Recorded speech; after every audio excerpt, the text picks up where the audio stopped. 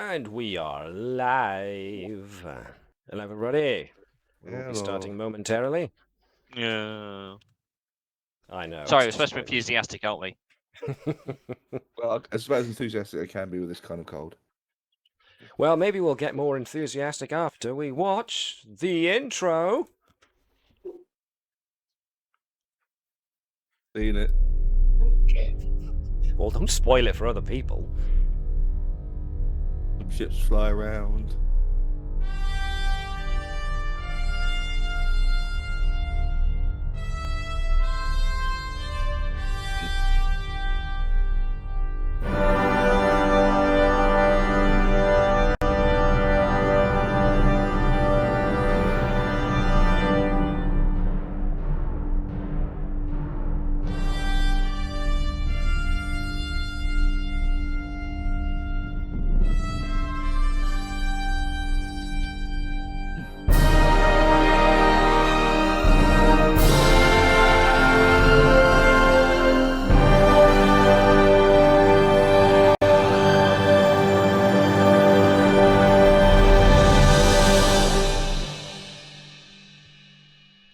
And off she goes into space. Woohoo! And hello and welcome, everybody, back to the misadventures of the USS Navis. Yay! We're all going to die down here. You might die. Season finale, we kill the changeling. Yes, we stake you down and kill you. I'm definitely not a changeling. I have had several medicals which have proven that I am human. That means therefore you're the least likely. Therefore you're the most likely. No, we have. There's only 2 people out of the whole lot that we know aren't changelings. Vibers. Actually, 3. Yeah. Me, Caval, and Andrews. Yeah. You fell for it. Hey, Was that mean, code this for very get them, least- get them now? At the very least, if they've been replaced, they've been replaced since a certain point. I believe you'll find that there's also Claude. He's too awesome to be a changeling. I was I've gonna not say, seen that's why I'm- anything Yeah, from maybe yet. he is a changeling. That's why he's so awesome. No. Changelings He's can't. trying to- They can only impersonate people, personality, and physically. They can't get pure, unadulterated badass. Either that, or he is the perfect sleeper agent, or the perfect agent for the Dominion, because he's kind of like, hey, Claw's cool. Plus, I've done the blood Do you test on think him, and we're the bad guys. I've done the blood test on him, and the only anomaly was an unusually high amount of minerals in his blood. He's Or got too usual. many midichlorians in his bloodstream. Now. Give some vitamins. You mean you found some blood in his oar-string? What was that you were going to say, Jan? Is it a blood test or an old test? I was going to say. A little column A, a little column B. Exactly. How do you take a blood sample from a rock, man? Do you kind of like have to You drill bash into it with a stone. With a Bash it with a chisel. hammer, rather. Oh, steady on, man. I don't want to bash it with a stone. Webby, the answer is with his express permission. Well, yeah, okay. Yeah, but getting that is like getting blood from a stone. Get out. Get out. Man, just ban him from the Discord. Kicking from the server. Okay. I've only got a Type 1 phaser. Can I borrow your Type 3 a sec? Yeah, you're more than welcome to do so, Doctor. Oh, dearie me. I It heard is that somebody can assist. Somebody can assist with the blood extraction using xenoarchaeology. Hammer and chisel, yeah. If you ask him very nice. Yeah, well, I'm going back. Why am I repeating other people's jokes? Sorry. Some of them were good. I'm trying to seem more funny than I actually am. Okay. It's a Star Trek tradition. Repeating what's just happened or been said. Look how many times that one bird of prey was blown up. Yeah. And the one Klingon falls over. Tragic thing is that bird of prey was only 3 days away from retirement. Back over and over again to replay No, it. it wasn't a D7. It wasn't a D7, was It it? was a Burrell. Yeah. Burrell bird D7 of or prey. D4? Can't remember now. D7s, I think you're thinking of, are the original the Klingon battle cruisers, like the one you see at the start of the Star Trek: The Motion Picture. Yes. Excuse me.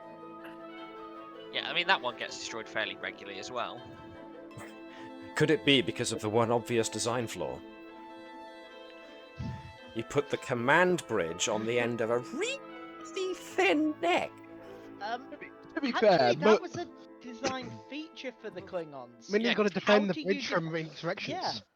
To And it be also fair- is probably actually sensible because the Klingon warp system is probably not the best, so the radiation from the warp core is emitted Ah, at good the point. back Far away end, as which is possible. why you're kind of like your command deck is at the front, so it's as far away from it as possible. To be fair, That's there's a also very a good thing, I point. believe, in Federation ships, isn't the bridge traditionally at the top, very top of the saucer section, right at the front, rather than a logical thing of in the centre of the saucer section, so it has decks between it and a grazing shot. Yeah, but it's nice to have a window to look out of on the bridge. We I have was going to say, screens! I mean, Oh, what they so- said- Technology! The It makes sense Federation why- have the yeah. approach that armor doesn't matter, your hull can be made of paper, and we have shields. The thing is, it makes sense up until the point they removed the window. Once they replaced it with a view screen, they should have thought to move it back a bit. At the very least, the Navis. Sorry to interrupt you there, John. Go on. No, I was pretty much done. The idea, at least that as far as I'm aware, behind the Akira class was to make it so that the profile of the bridge was actually pretty small, so it was harder to actually target. Indeed, the ship itself is quite thin as a profile. Yeah, but it's one of those things of it's like in Next Generation when they're in full combat, the senior bridge crew should automatically go to the command, the battle bridge. Yeah. You would have Which thought they that do would be the most. twice. Yeah, the sort of like the highly reinforced protective area on the ship. It's like I'm not going to go there. I'm going to stand in the most openly undefensible location ever. Which I Well, imagine, that's Galaxy window would class for wave you, at isn't it? Yeah. I imagine the Navis, once we've persuaded Vibers to finish off our upgrading our quantum torpedo launchers to spare reactor launchers, our next project is going to create spare bridge launchers to fire at the enemy. A In combined regards to control the- system would make sense. Doc, can you report to Torpedo Room 1? I've got a surgery I need done. No, not until you attend the last 3 Moss lectures that you've skipped. Oh, damn it.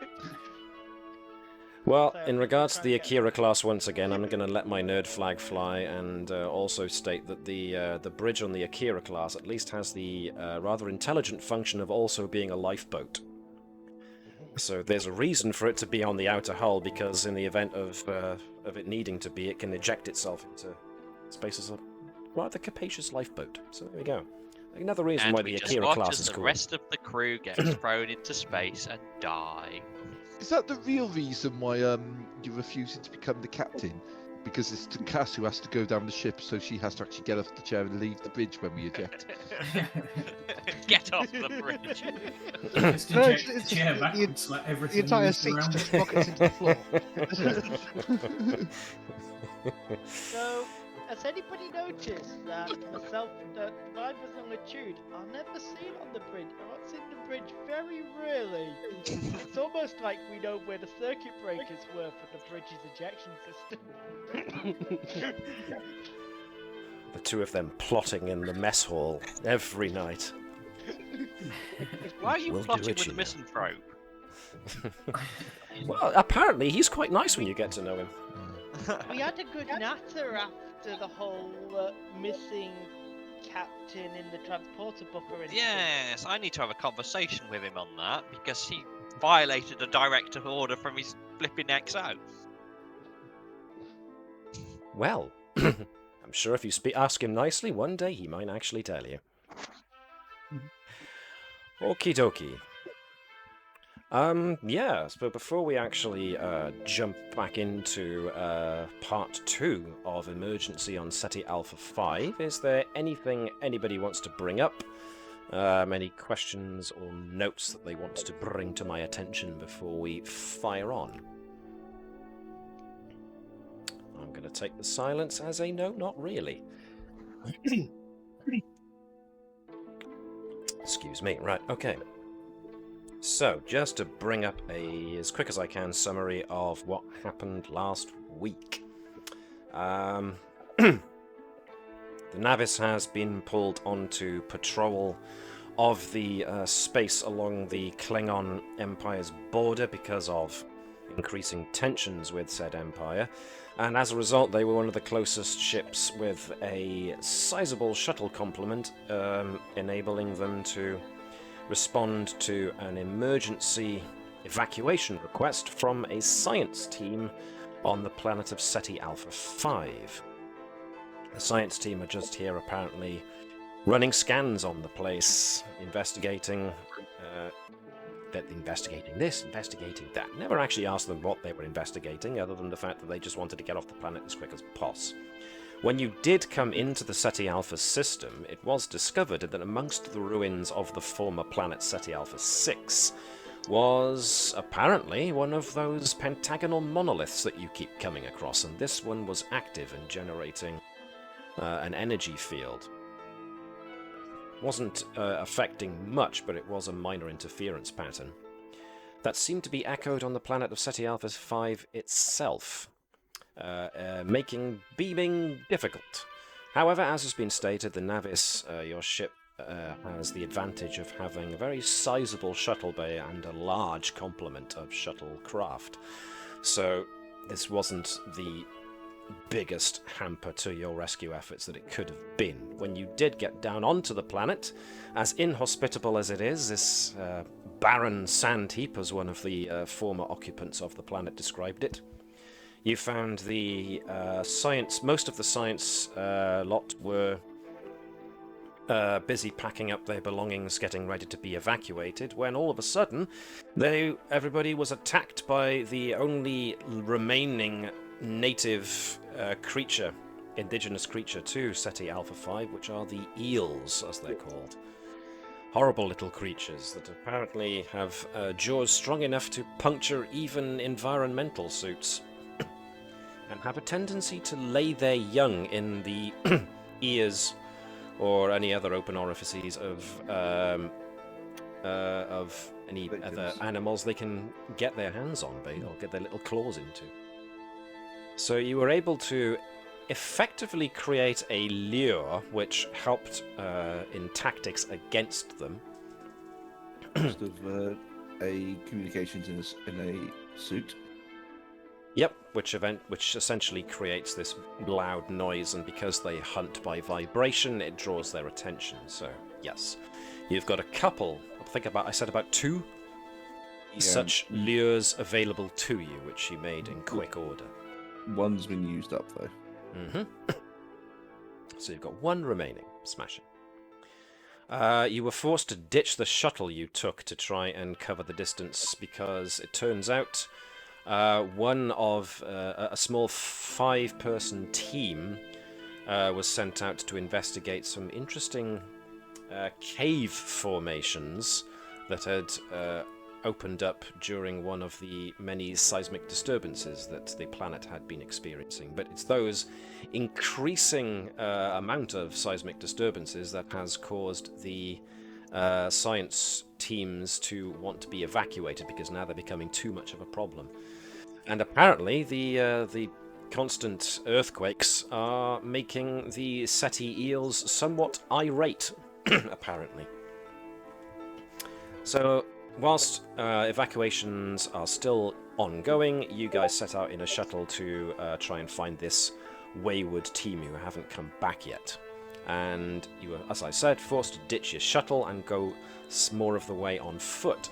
And when you got to the location we're currently looking at, you found some, well, not exactly abandoned, but equipment left outside of an obviously artificial opening in the mountainside. And it looks like the expedition team might very well have gone inside, but what happened to them? You're going to have to find out for yourselves. So, does anybody have any questions in regards to my summary, or was there any piece of information that I left out that you feel should be repeated for posterity's sake? Can we just ask the Navis to just destroy the entrance to the tunnel and say, terribly sorry, we couldn't find them. They knew the risks. Cool, but this could be considered a bit of a black mark against your reputation. I didn't fire it. Anything to I didn't avoid fire that promotion, won't you? Yeah, never in blab. There's no way never to keep it secret. Yeah, exactly. Unable to tell a Oh, lie. no, Good point. Lieutenant Nova went in to check the entranceway, and then he collapsed on top of her. Don't start, Natala. Oh, they're just trying to remember what scans we were running already from last time that would still. Right, yes, good point. Natala had run an upgrade to the EV suits in order to assist with detecting the nearby presence of some of the Ceti eels if they were underground and waiting, so there was that. The program is not active until you basically spend momentum to activate the advantage. The other thing you did was to Natala also altered her own tricorder to detect power signal the very familiar power signals that come from these pentagonal monoliths, which have been getting stronger the closer you've been getting to this apparent ruin. So thank you for reminding me of that. Don't think there's anything else, but I've just been reminded of something I forgot, so if I have forgotten something, somebody speak up now. So we've got wonder, we've got sensor advantage, and we've got sensor readings being taken. I think that was about it. Somehow the Ferengi are at fault here. Well, who knows? No, as per usual, it's us damn Orion pirates. No, they might actually be involved. I don't think the Ferengi would bother going to all this trouble. Okay. Yeah. All right then. Oh, and we'd radioed from the Botany Bay base to say if they could hear us, we're coming to get you. Yeah. I think it's the only other thing we hadn't mentioned. Let's just check that we can reach the shuttle's comm unit from here. Easiest thing to do is contact the Navis then, because we'd be signal buffering. Especially as we're about to go potentially underground. Yep. Okay, no problem. You are able to communicate with the Navis, no problem. To update them on the situation. So, is that able to go through the shuttle? I'm mostly checking that we can get a comms to it, so then if it's destroyed by sand by the time we get back, we can just get something else to pick up. Yeah, so it can relay hop effectively from you to the Botany Bay station to the shuttle without any problem. As long as nothing else actively interferes with your ability to transmit, then for the moment, yes, where you are currently standing, you can send a transmission to the Navis, updating them as your situation. And how is Claude doing? And how is what, sorry? How is Claude doing? I believe he's standing by to bomb the surface from orbit, according to what Andrews sent him a message about last week. Good one. Because I believe you were toying with the idea of not getting out of your shuttlecraft in order to take on the Ceti eels by bombing the site from orbit. It's the only way to be sure. It is the only way to be sure. Just fire all phases. Just turn it all into glass. Just glass the entire desert, then they can't break out, can they? And as per tradition, there's our first cross-reference. Franchise reference. No, the first one was talking about midichlorians. Not quite. We just phase any kind of talk like that out. What, midichlorians? Midichlorians. It's a Star Wars. It's a Star Trek comment because it never happened in Star Wars, right? I believe the talk that he's meaning is any mention of genocide of various creatures, even as Nazi mainly. I don't know, it might be funny if you do actually manage to bomb the place to glass to see all these Ceti eels trapped in glass with a shocked expression. Sell them as mementos from I Survive Ceti Alpha 6. That's reminding me of the Amber from Fringe Season 4. There we go. Ooh, yeah. Now there was a good series, but before I go on that tangent, I'm going to stop myself right there. Okay, folks, so, yeah, you've walked a fair way. You're still in the middle of a sandstorm, but you can see what you can see. Boxes full of scientific equipment. Looks like they were setting up ready to explore because they got a pair of flood spot lamps set up ready. But there's no evidence of the actual team. Any of these things look like they'd contain the scientist's log or something like that? No, if you're looking at the boxes, what you're finding is mostly what you'd expect from an archaeological expedition, which is boxes full of empty sample containers and mineral scanners and whatnot.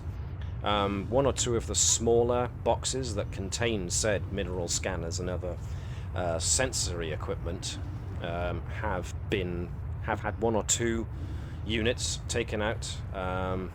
So it would suggest that these have been here for a relatively short amount of time, because none of the sample containers have been filled with anything or even taken out. So it seems they were not long here. And Nantana's walking in the general direction of the entrance, tricorder in hand, trying to find,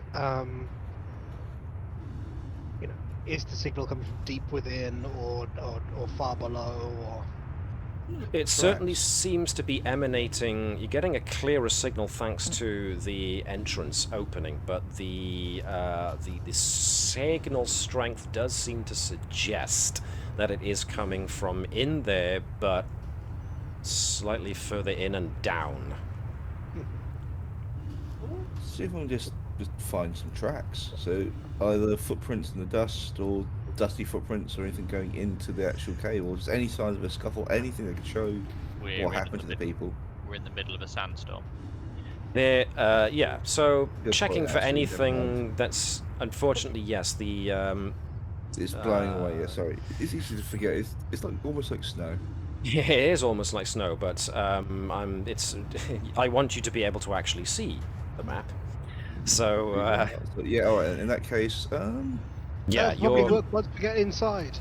I'll say Yeah. possibly even using medical scan to see if there's any blood or any kind of DNA left out in case to indicate there may have been a scuffle. Okay, Because so the if you eels want, have been about. you can either just... we can either just... I mean, you've got 5 momentum, so unless you want to make up that one shortfall. I was just going to do a roll and just see what I get, but up to you guys. Yeah, okay. Do it! Roll! Then this Get will be a complications. control plus medicine check, please. With the tricorder. So I might actually borrow a momentum because... No. Oh, 5. No, we're trying to stock up the momentum. Can't spend it. Nope. Okay, No so failure. the as best as you can tell, the best reason for not getting any readings, any obvious readings, are fairly obvious. The sandstorm is still pretty intense. Not to mention that there's still especially where you are currently standing, there's a very constant rumbling coming from within the earth, which suggests there's also seismic disturbances going on. So the wind, the sand, the earthquakes, they're all contributing to a very inhospitable environment for anything lasting, as far as that kind of stuff goes. Plus, you would imagine that an experienced science team in this environment would be wearing EV suits as well. So if there were any footprints or anything like that, they've probably been blown away. There'd be no DNA traces because anyone sensible... The lack of DNA traces is a good thing because anyone with a sense in their head would not be out in this without a protective suit on. So in its own way, the lack of any DNA evidence is indicative that if there's anybody about, they weren't harmed or anything.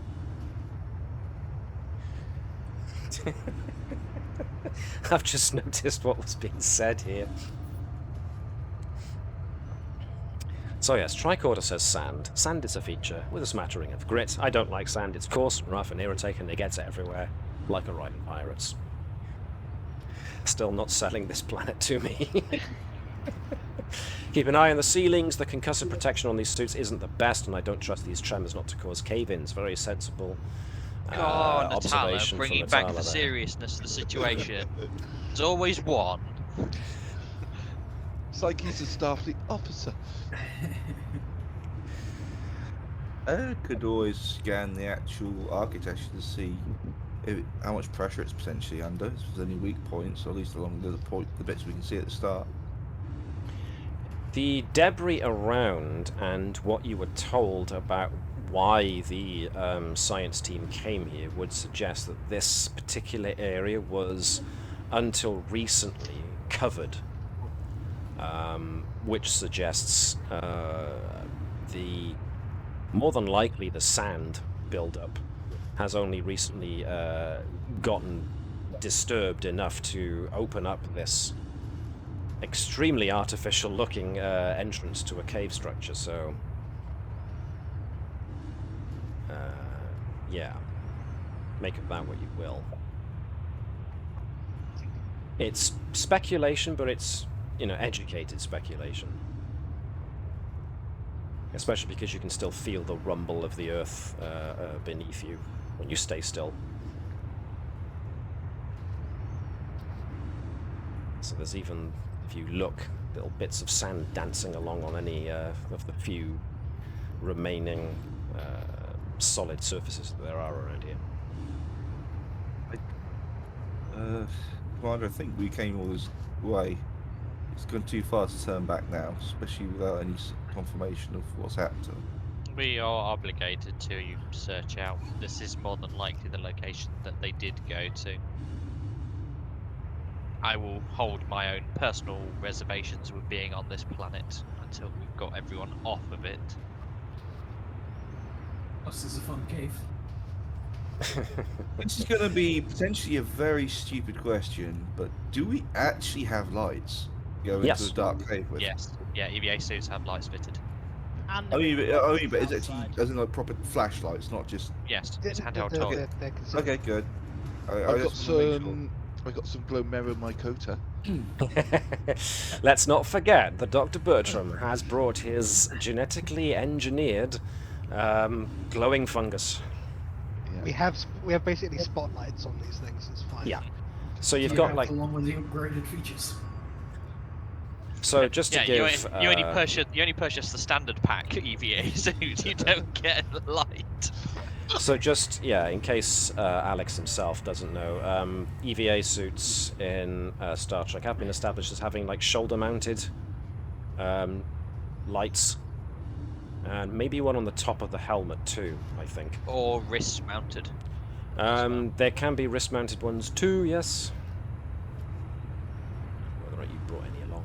But for the most part, you've got forward-facing shoulder and helmet-mounted lights. That, of course, means that everything to your sides and behind you is darkness. The ones in Voyager were chest-mounted lights, I think. Yes, they were. So, it once again comes down to whether or not you upgraded to the deluxe versions that the Voyager crew had.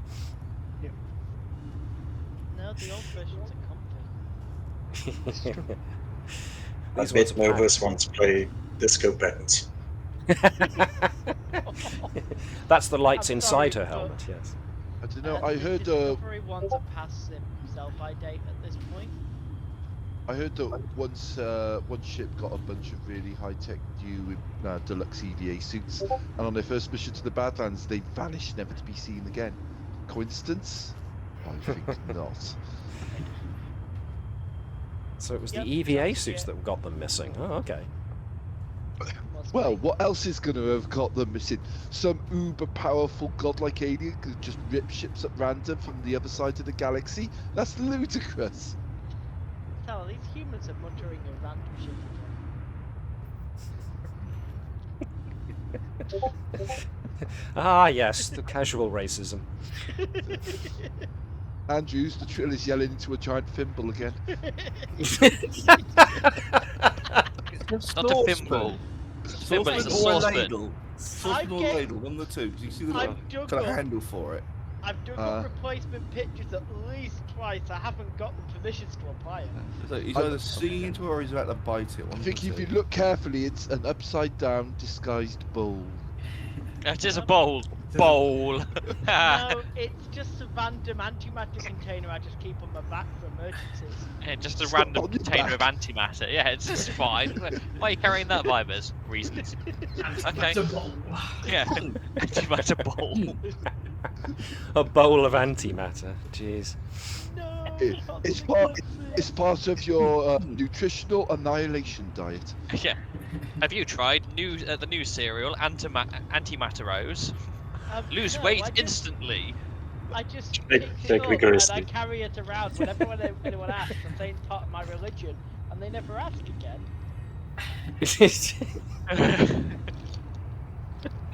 Surely it will be antimatter pops turns the milk into entropy. Well, I can safely say that you'll, as has already been intimated, you will lose weight fast. So, That's Well, height. they also come with the antimatter Pringles. Once you pop, the fun don't stop. Once you pop, the fun does stop. You pop open a can of antimatter Pringles, the fun does stop. So are we Something gonna tells go, me are we- we going to go into this place, or is it going to keep No. cracking jokes till No, we're just going to stand outside and wait for the apocalypse. Anyone got any Pringles? Well, just what happens, I've got these antimatter ones we gotta get rid of. just chuck a load of antimatter Pringles in, they'll never know what happened. And they all lived happily ever after for the rest of their lives. Both seconds of it. On that note, Mr. Edwards, you're the expert. Is this Oh, where that you? was Is this nothing. where Vibers Yep. pushes Edwards in first? I'm not that cruel, I only do that to Bravo. only the commander currently, or Dr. Bertram can give me orders in this situation. I haven't reported onto Technically, either. technically, Commander Vibers is a commanding officer.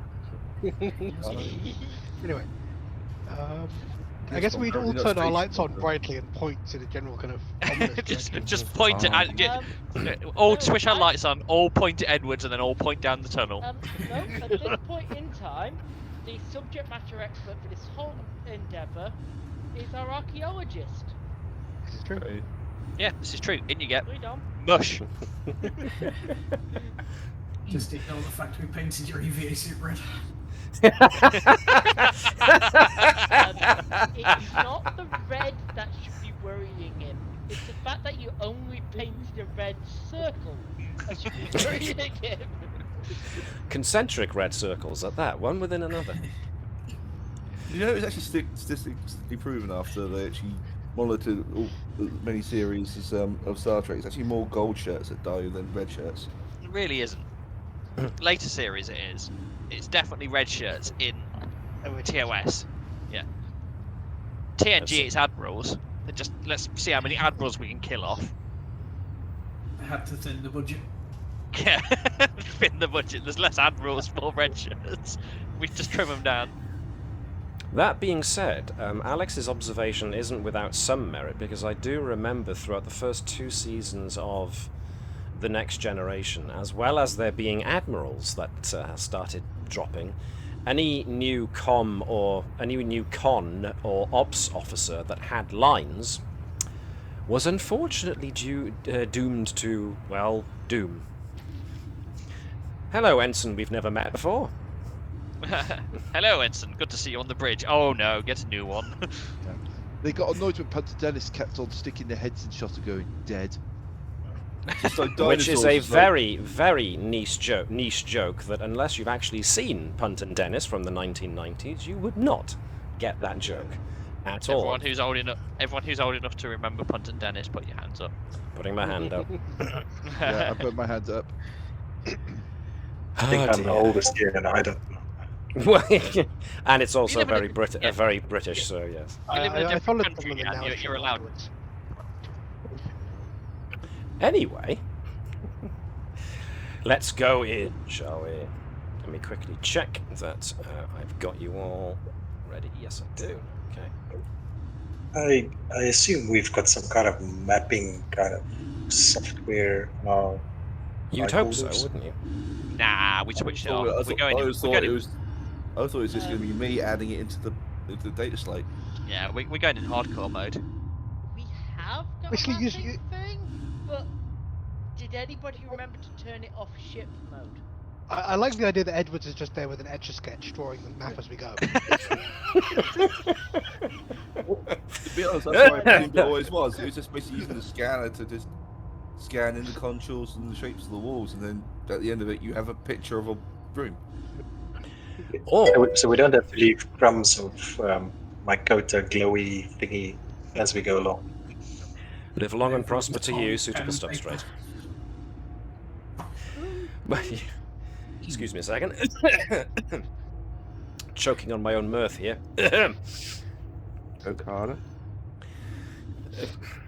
Excuse me. Later, dear. Right. As far as the question about how you're mapping this thing, well, one imagines that you've still got tricorders. Yeah, so just, you scan it all in, and it Yeah. puts together a picture in the end once it correlates all the data. Did we lose the doctor, or is he hiding inside somebody? He might very well be hiding inside somebody. Let's have a look. It's Vibers! Bertram is hiding behind Oh. Vibers. Or changeling. Or two of them come out. He's just trying to wrestle the saucepan away from him. It's like, I've told you this. Put it down. Leave it It's in the. anti-matter Pringles. So the place you find yourself, as soon as you come in through that entrance, you come down a couple of ancient steps. You'll have to forgive most of what this map looks like, since it looks like a castle, but it's not supposed to look like that. But you find a ruined entrance hall with what appear to be statues that resemble humanoids towering over everything that they look down upon in this entrance hall. But any attempt at getting any detailed look at their features is difficult due to the sheer amount of erosion, and not to mention the seismic disturbances have taken a toll on the on a lot of the internal parts of this place, as you can see from all the rubble littering the place. So it seems that this place was set up with some sort of significance to these humanoids in mind, but what they may have looked like is a bit difficult to tell from the There's sheer also level the of erosion. possibility that once again, we can't be certain that these figures are the original builders. The previous time we'd encountered them when Good point. they've been built over. Does the walls and architecture have the familiar hieroglyphs and stuff on it that the other ones have displayed?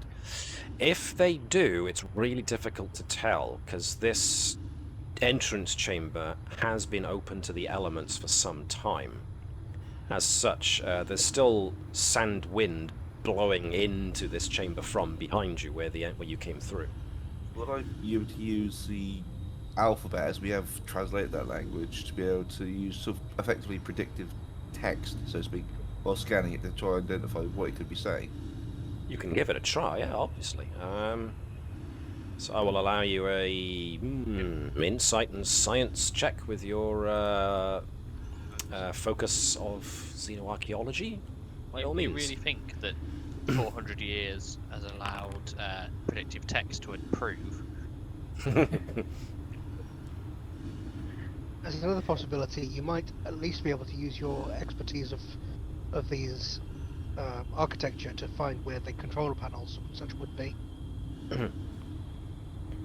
Okay, Well, so We've Go on, never sorry. fully translated any other stuff, so this will be the first time to give it a go. So we may have literally just been walking past signposts all this time. So as I stated, everything here is pretty badly corroded, so the ability to make out what any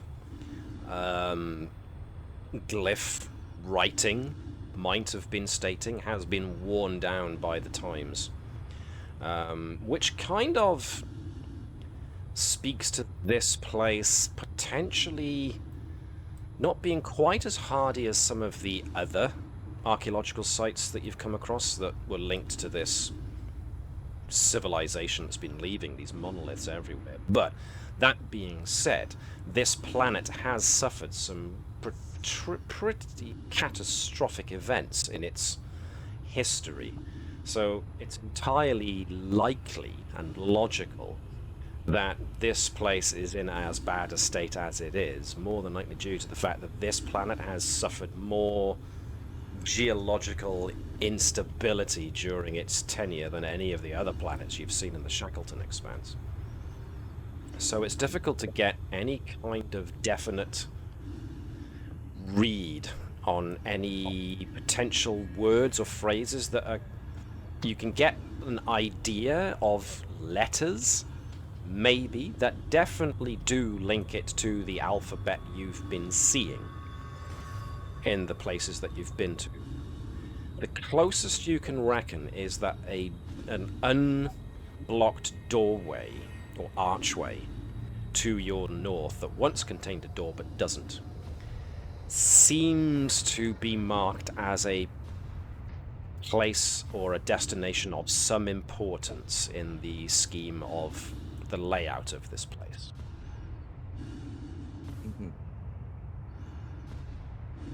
So, even though you weren't able to identify any definite words or phrases that could be helpful, the manner in which the archway to the north of your current position is decorated suggests important stuff lies this way. Which is just as well, because any of the other side doorways and archways look like they are in serious disrepair. Some of them have caved in. Some of them look like they're about to at any moment. Especially with the still constant rumbling that's going on under your feet, which is bringing down a not constant, but a very continuous rain of dust and sand. There's a lot of talk of mould in the chat. Hang on, what's going on there?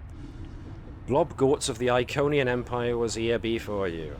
That's what it actually said on the wall. I don't think you can read mould all that well. I think you underestimate the Doctor in that regard. I did tell him off. Well, so Here's the Moss speaker. yeah, Vipers has not had enough time to go to Moss lectures. It's got the Think light. about having a life, going to actually Cabanata, the crazy plans he comes up with a Richard when not doing research and engineering. I don't believe anyone who spends time with a bowl of antimatter in front of them can have that much of a life. Whilst Nova is looking... Would you like to hold this? Sorry, I interrupted people there. I just wanted to say all the tricorders sounds and bleeping echoing off the walls whilst also various people are doing it must be an interesting effect. Yeah. And in that regard, Nova going up to that archway, what you do notice, what Nova can't fail to notice, is that there are like crystals in sconces that have been decorated to look almost like they're flames coming up from torches. But they're definitely crystals, and they are illuminating the place, which does suggest power.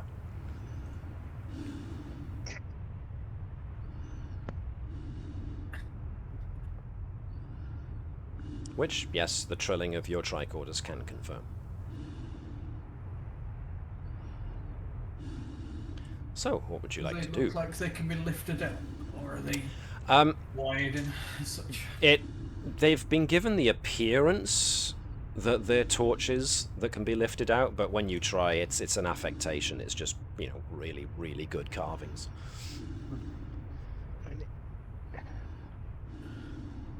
We've been in these sort of places before. They've tended to have panels built into the walls. If this room is still powered, we might be able to get some information out of it. Do you? You're still carrying around the intelligence, aren't you? Yes.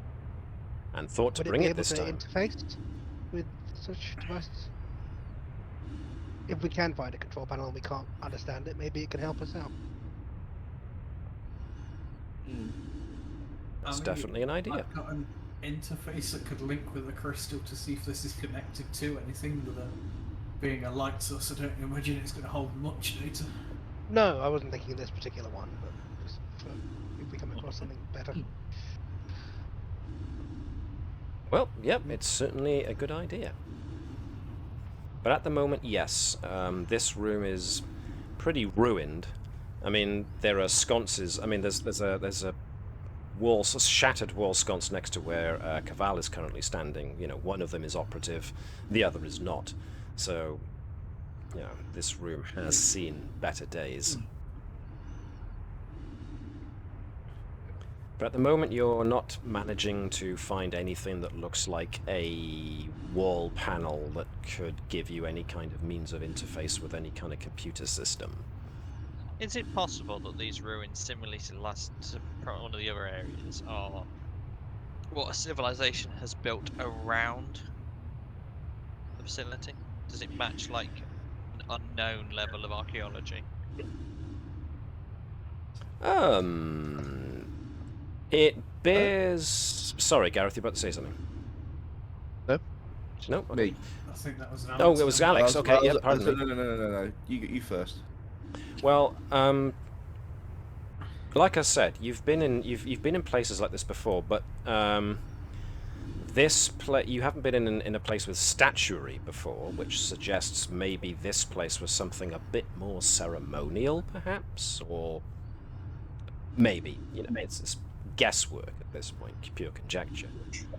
But like I said, this place has suffered more geological instability than any of the other places you've been to, so if this place wasn't on Ceti Alpha V, it might be a bit more intact and you could glean a bit more from it. What we're really looking for, Edwards, is some kind of clue that confirms that this construction has more in common with the underlying original builders than the previous ones we come across. So, yeah, whereas you've come across civilizations that did very much base their technology on this, I'll use the word precursor civilization. In Edwards' learned opinion, that doesn't seem to be the case here. Although there's grounds for that thinking, because maybe whoever built this place might have venerated the original creators in a manner similar to the Covenant that you found on that station. Yeah, I would say, apart from obviously the station, all their ground carvings have usually been made from, well, generally foreign matter, and I imagine this is looking a bit more locally based. Like, well, I say foreign matter. Most of the time, it was literally carved out of the rock of either a moon or a chunk of meteorite or of the planet itself. Something a bit more, not Precambrian. Oh, what's the word? And given that they'd also modified the stone to be its own... like old kind of period rock. Is it Precambrian? Precambrian? Yeah, okay, we'll go with that. Something like that. I please correct me. I'm probably getting some certain geological terms messed up. But yeah, basically they're from the older, more deeper core rock, I should say. It's usually that kind of stuff they end up carving their monuments out of and still into. A lot of this, I'm guessing, from the way it's how it actually looks, hopefully it's mostly like that, is out of more common materials found on the planet, on the surface level at least. So it would indicate no current forms of similar architecture or mineral content in the building materials. There are, as you say, similarities to the building method, but as you have noted, the mineral composition, at least in here, appears different. As you say, more locally sourced, as it were.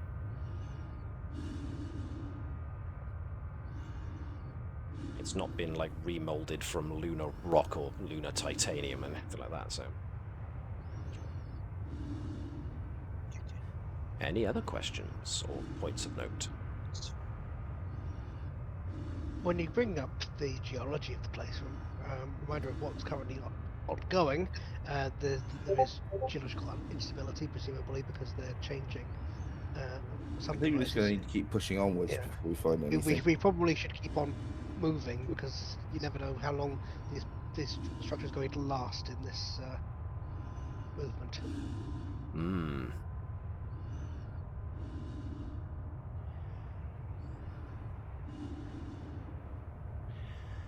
Okay. Excuse me. Inside this area, are there any tracks or anything that we can see? There does Now that we're inside. appear to be evidence, now that you're inside, that somebody did indeed come this way. And contrary to what the image of this map shows you, that northern gateway is not shut, it is open. Oh, I've just lost connection to the server. Let me test something. Nope, I got it back again. Nice. So it does look as if someone came in here. If somebody wants to give me a control and medicine tricorder scan. Let me be the doctor, please. There we go. Do I get any focuses? Let's go with yes. Biology will do. Okay.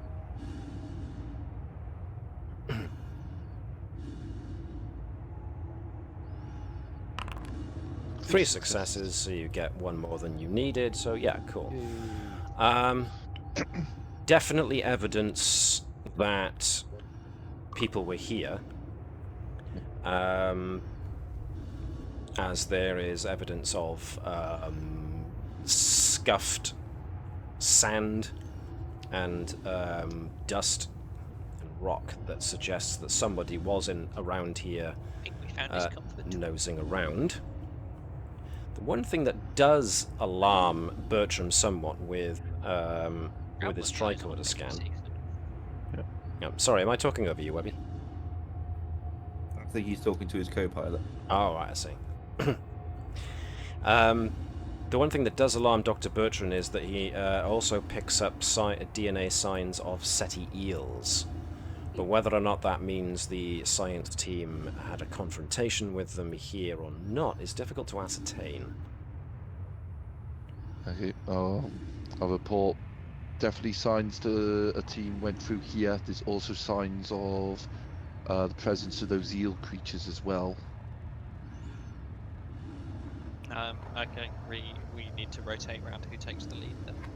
Either Cabal or myself take point, other one takes the flank. Okay. I would request being in the middle, so we need to be in a position where I could throw the last of our lures in any direction they come from. Okay.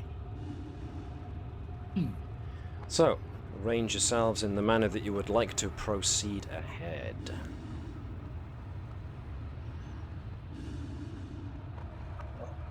I guess Cabal can go towards the front. Move over to the back. Take up my bouchon tour. Bringing a knife to an eel fight. I like it. Well, he's been so good with it so far, why not? I don't know whether to put my Type 3 away and use the Type 2. Because the Type 3 went It's so well failed you last several time. times, I know. hasn't it? Yeah. It's always been knuckle boxing. There, well, yeah. Okay. The 3's basically the rifle, isn't it? You can just Yeah, use it just to butt things. Yeah, my daring is actually higher than my control, so yeah, bare knuckle boxing. I'm gonna punch an eel in the the talons. Well, Put your hand down its throat and rip out its heart. Oh yeah. that's what Star Trek's all about. And that's your finisher, isn't it? The Commander Slan Juice. Oh, get out. It's just bad. Oh dear. The bad guy. Okay. Yeah, it's a good commander when it goes to the heart of the problem. Straight to the heart. Okay. Proceeding down in an orderly fashion, you start That's heading the problem. into what looks like a long downward sloping corridor, but what becomes quickly evident as you proceed a little further down is that the integrity of the tunnel you're going down is almost spotless, except for the couple of sand drifts, right up until about halfway down, where a massive hole has. It looks like it was blown out of one. The right hand wall looks like was blown out, and then another hole was punched through the left hand wall as if something massive burrowed its way through from one side of the tunnel to the other. Big deal. Set phases on pun, yes indeed, suitable substring.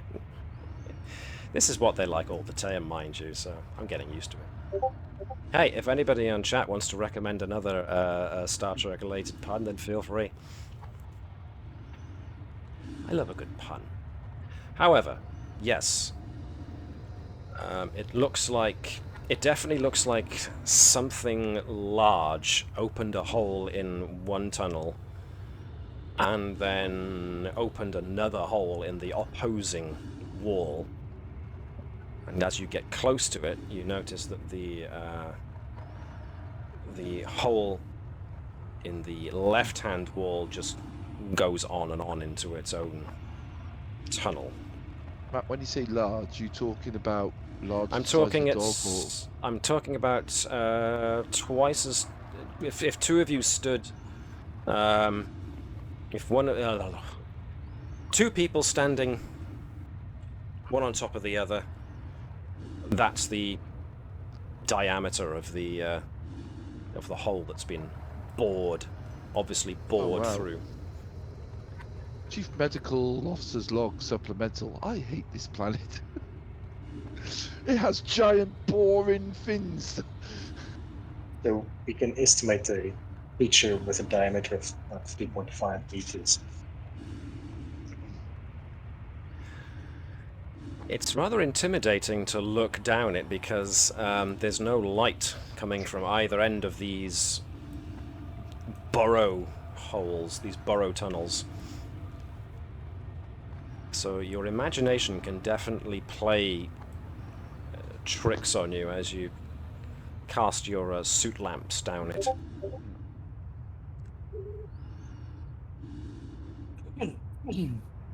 Okay. I'm not So it- convinced. Go on, sorry.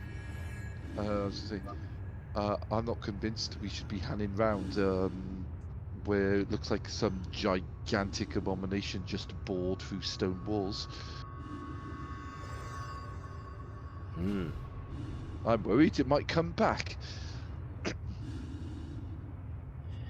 With that Does in it mind, match? sorry, go on. If they have by vibrations, then most likely the stone's going to be amplifying our movements. Does it What were you- potentially match sort of like Horta kind of tracks? Although probably not native to this planet. I believe the Horta could move planets. It's possible. It's a possible explanation.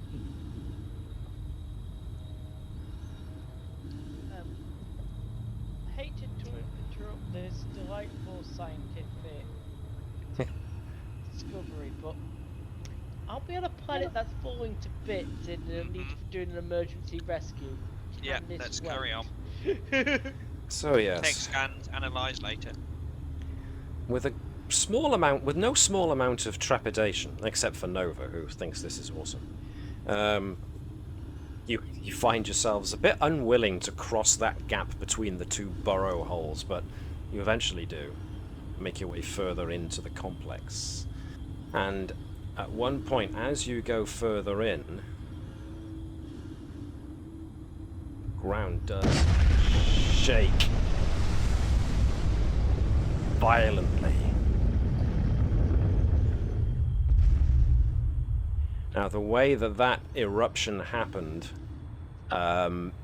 your tricorders blare to life and register a seismic disturbance, but rather than it being localized in one area, the disturbance moved from one place in a continuous disruption to another place before stopping.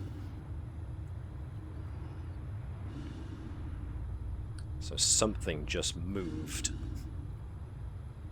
Scanning the immediate area for life forms, especially eely life forms. I don't Okay. think that was a cave-in. I think that was something underneath us. No Check for obvious life signs. If you want to. Yeah, given that we just seen the big hole, Okay. scanning for any bio signs. Control plus medicine. Okay. So same as before. Mm-hmm. 3 successes. No am I obvious assisting? sign. Actually, yeah, I don't probably think do you that. need to at that point. You can assist, but let's just make it a moot point. There we are. I always got a 1, then it then it rolled onto a 19. Yeah, medicine's not my Lucky. forte. So, Edward's being a bit frustrated by his posting to medical so far. But at least you get to investigate ruins. However, an initial scan with the tricorder determines that there are no obvious life readings nearby, but the mineral composition of the walls, as well as this power signature, which Natala can attest is getting stronger the further down you go, is starting to make detecting individual life forms difficult. But the activity that's causing this, it's making it more and more difficult to scan for life forms with the tricorder. If it keeps going this way, we may not be able to rely on them at all. Can we see if we're still in radio contact with the Navis? You can try. What you get is a crackly response, but that you can only imagine that's going to get worse the further down you have to go. On Commander Vibers, just as an aside, do the scrubbers need cleaning at some point in the near future? If Mr. Edwards so hates medical. No, he's not saying he No, hates him. I think our scrubbers are doing fine, but Somebody needs to depolarize manifolds on the. the upper side. And there is a waste vents in the holodecks. Not to mention the transporter pad, the transporter emitters need depolarizing. One by one. In any case... No, we're not allowed to do that. Tudor's determined he does those himself because no one else does it right. It's probably right, actually. Okay. You proceed down for a bit further. Now, unless I have missed somebody out, which I'm not sure I have. Yes, I have. You managed to proceed. Who have we left behind? Is it Sean? Yeah, No, Sean Nevis hasn't there. quite. Sean hasn't quite loaded into the map yet. I'm still on the previous map. Yeah, so if you need to, I can drag you in, kicking and screaming. Give me a sec. I can Pull get to refresh scene. if you want. Let's see if that works. Just tried pull to scene. Let's see if that forces you in. I'm not seeing you move so far. You might need to you might need to do a control refresh to try and get your connection back.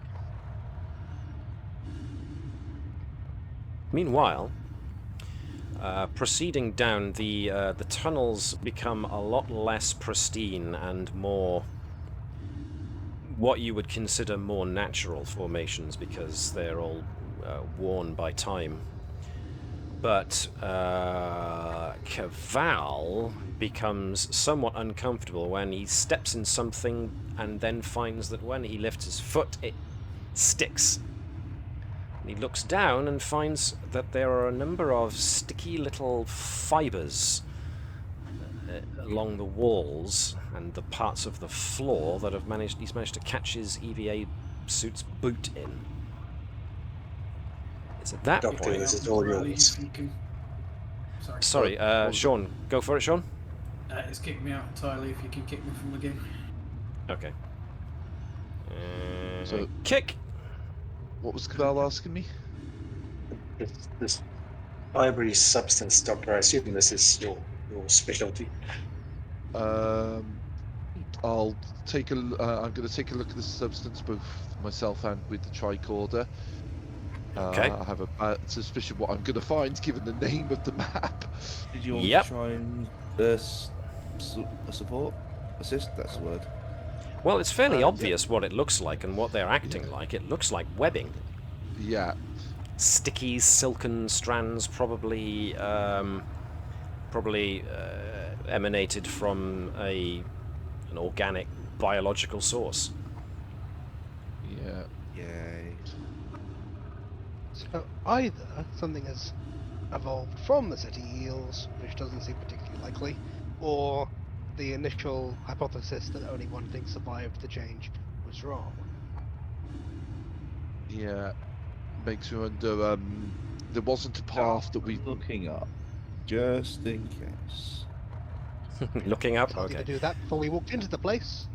So As you do that, you do notice the spread of these webs is a lot thicker and continuous along the walls. and He's looking floors. for something in them above us. That's the main thing. Nothing so far. Sorry, Gareth, you were going to say something.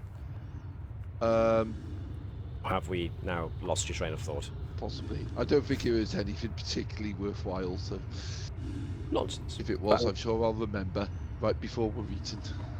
Do we know what the maximum size of a city eel is that's been recorded? That's the unfortunate thing. No. As you can imagine, the scientists were probably not all that keen to study these creatures, since they're so Yeah. aggressive. So those 3.5 meter diameter creatures could either be eels or some arachnid type species. Is there any sign of movement, either like steps or being dragged? Like if they were subdued and pulled in here, that we can see? If there Purposes of the were, dust. then there would be indication of maybe some torn webbing. A lot of the webbing in this area does look fairly old. Yeah. You know, older webbing can look like it traps dust and stuff like that, so it looks Yeah. thicker than it actually is. Giant silkworms rather than the other thing. Well, quite. But yeah, there's like the path along the floor that you can see where my cursor's going back and forth Yeah. here. Looks like it's been cleared of webbing, probably by something being dragged through here. Joy. Does anyone else see that rather depressing looking kind of like clearing in But that it way? does give you a direction. Yeah. Have you seen Sibyls turn through mulberry leaves? Well, I'm sure it'll be fine. Offer them some mulberry leaves. They'll probably leave you alone. Yeah. My turn for a pun. If Nobody possible, laughed. we'll try and avoid disturbing the webbing. That would just be one big sort of call to anything that made it and uses it that we're here. alternatively, What we was do have that, those John? cutting torches. Cutting I was torches? thinking more sort Bertram was thinking more not touching them entirely. Well, I was thinking more about disturbing the web in a lot of creatures that make webbing. Vibrations in the web by something actually interacting with it is basically one big alarm system for those creatures. We're in the middle of an earthquake. Good Yeah, point. we don't. Okay. Very good point. Okay. Well, there's an obvious trail you can take. That's the easiest one that would involve you being less likely to disturb the webbing. And it's unfortunately also the most likely route that someone, if anyone was dragged through here, is going to go, and it leads southwards of your current position. Now, the good news is that going further on, you don't appear to meet anything else. There's still the occasional rumble, which does sound different from the actual earth tremors, well, the naturally occurring earth tremors. But so far, so good. You getting back a Sean? Yep, I can see Sean is now loaded into the map, so hopefully you can move Natala about. Natala, right, that's a threat gone. Nova about. There we go, excellent. Just merge them together and call it a Tova. What was that, Sean? I said I could poke the webs and give you the back if you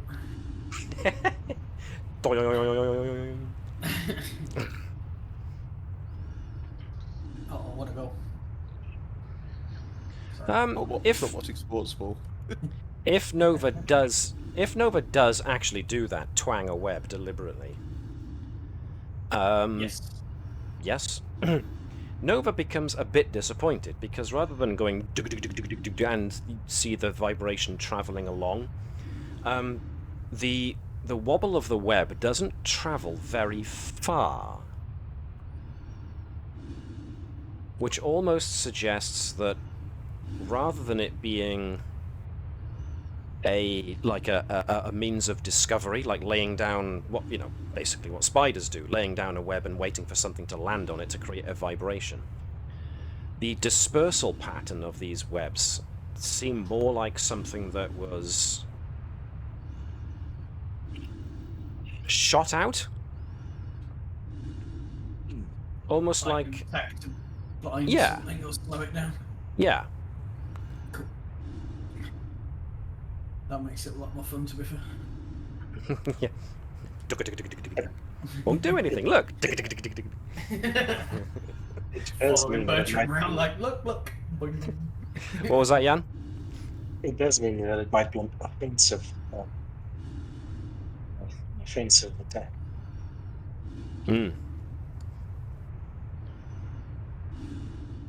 Okay, so I'm going to bunch you guys up just a bit, just so that we can proceed onwards. You do make your way through this webbed-up cave with no further difficulty, but with no less trepidation than you had before. When you eventually emerge into another set of caves, this one with flickering illumination, but definitely with signs of former habitation, as there are now constructed items. They've almost become part of the walls with the amount of time that has passed, but now you appear to have passed into an area where there are broken shapes that suggest not exactly habitation, but a lot of manufactured items are lying around. As they say, God does not draw in straight lines, so not a lot of what you seem to be finding in here suggests natural formations. Start scanning to see if there's any similarities to previously scanned precursor architecture and definitely yes, including composition. Okay, this is more like it. Okay. And Also when you scan for com badges. aha, fine, yes. Other thing I want to mention, on our previous, having gotten into the deep parts of such constructs, they've been very durable. Yes. Does it seem like the tremors are basically not as intense once we're in the deeper structure?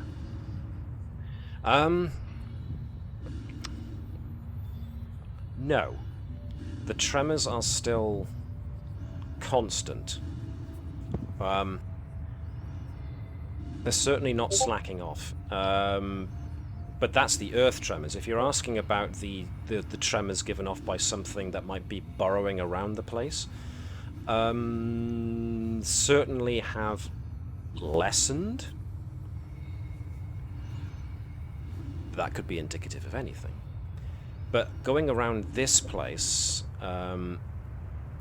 judging by what you've experienced before and the durability of the structures you found before, a lot of the worn nature of the place is suggested more by whatever burrowed that mega hole through the tunnel some ways back.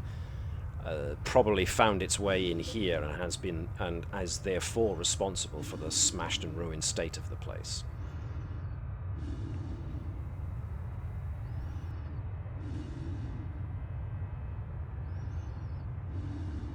And it's as you advance, as a cluster, just a little bit further into this section, that you see a broken, kind of like a light source emanating from here.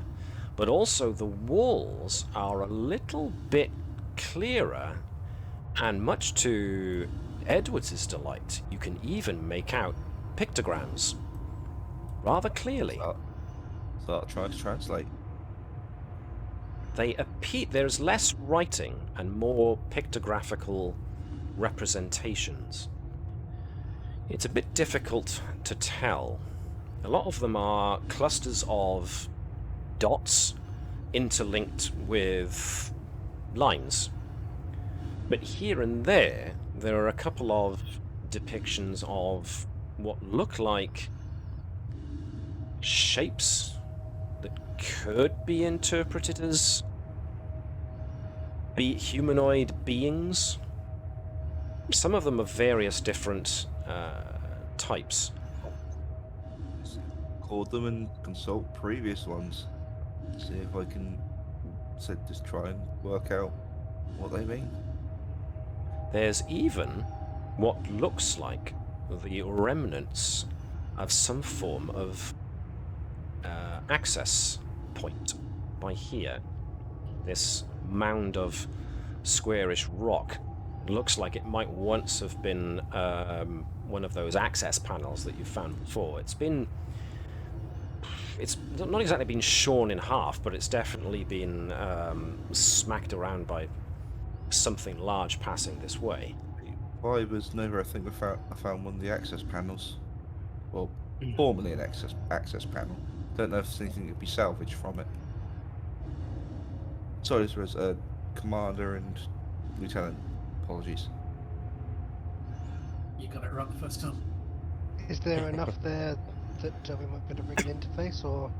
Well, you can certainly give it a try. The inner workings are accessible because of the hole in it.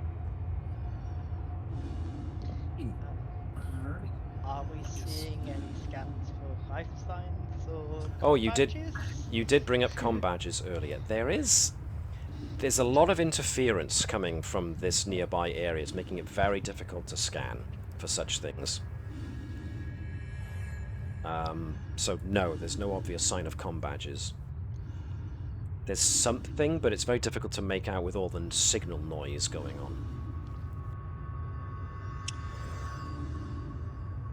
So, folks who are gathering near the access port, what would you like to do?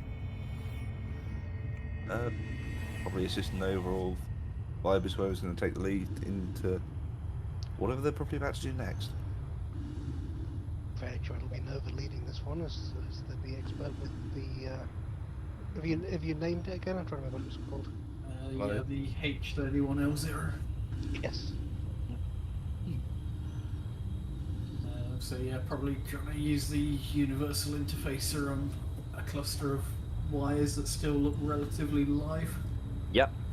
There's a connecting the cool. Yeah, device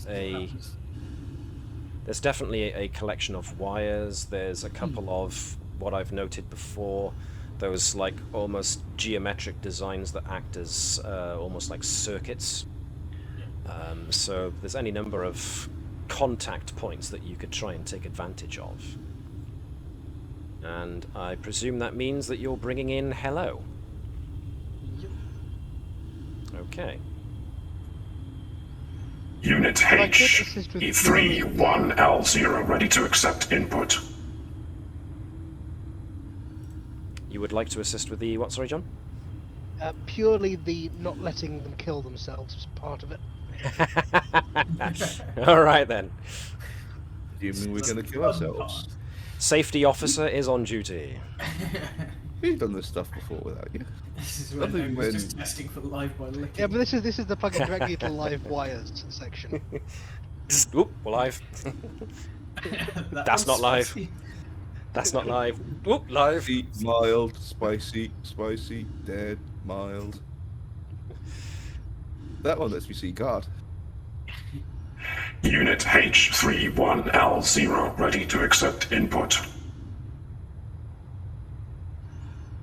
Nova? I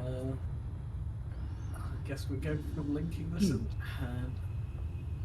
connect it to whatever. What are we asking? What do we want to know? Yep. Map of this Oh. place, maybe? What is this place? What is this place? Anybody got any suggestions of what they want Unit Hello to look for? Life sign. Signs. Life signs. We can Does ask it- whatever questions we like, but this spot's going to be exploding sometime soon. Anything related to interdimensional portals and hands? Like in its access multiple memories?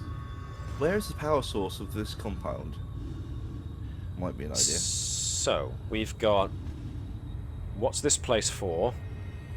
Sean, you just said something about interdimensional portals. Portals or hands or... Giant hands, oh yes, of course. Life signs, giant hands, what is this place for? Power sort of, okay. Where the power source is. Unit H31L0 accessing information. Stand by. Informational store identified. Stand by. Accessing. Unit Nova. This unit has a query. Okay. Accessing this data port appears familiar to this unit. Why is this? It's made of similar technology to how I've been developing you. If you can meme anything about yourself, feel free. This unit thanks Unit Nova for its discretion. Collating. Stand by. Unable to access power grid. Commands appear to be in a different section. Attempting to access network. Error. Network interference. Cannot access power grid commands. Attempting to access layout schematic. Layout schematic has been almost successful. This unit has identified only a small part of the layout. The rest is corrupted data. Look for translational meanings for the pictograms. Then we can actually read them as we're going along. This unit will require access to tricorder that scanned said pictograms, requesting input. Commanders? Permission to link up with the unit? Nova's already reaching out for it. He's holding on to it Tyler, until... this sounds like a science question. Over to you. I like it, handing over of somebody else take responsibility for this. Mission granted. Carry on with it. Thank you. So hand over to Nova. I'll hook that into the jury rigging we've got going on in this machine. Accessing new peripheral. Analyzing pictograms. Comparing with data. This unit now believes it can form a working hypothesis. What do you know? Pictograms apparently depict not the creator race, but some of those that the creator race managed to meet in various systems. the layout of the pictograms appear to show star systems. However, unlike most known cultures' depictions of star formations, the connecting lines do not appear to be any such depiction of star clusters. They appear to be more like pathways. Pulls out his pad, offers it over to hook up. Can that information be downloaded into this pad, or at least a copy of the information downloaded into this pad? This unit is able to retain all downloaded information. However, if you wish to add an extra data peripheral, this unit can be connected. Maybe not. It was just to get copies of it from said unit.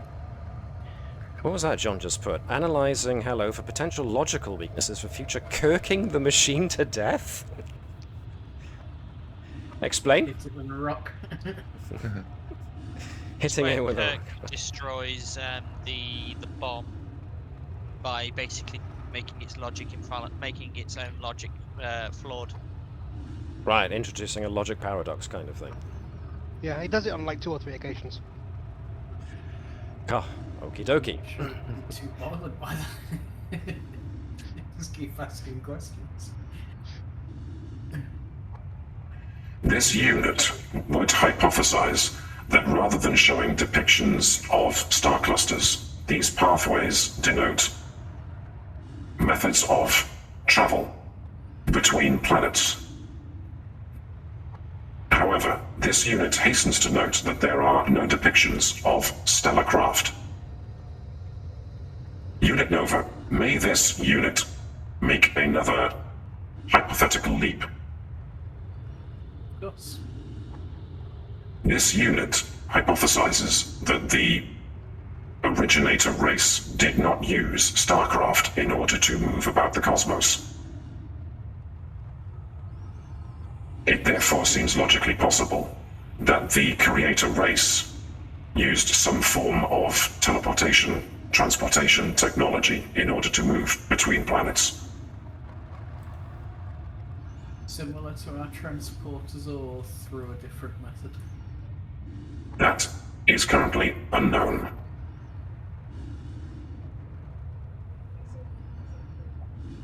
Unit Nova. There is apparently a chamber not far from this one, which may very well contain the central control nexus for this establishment. I am, however, unable to access it. This unit apologizes for its lack of effectiveness in that regard. It's alright, we'll take you there and then hook you indirectly. That would be interesting. I think we will decline doing that. Well, I was hoping to get our own copy that's not in the unit of the information.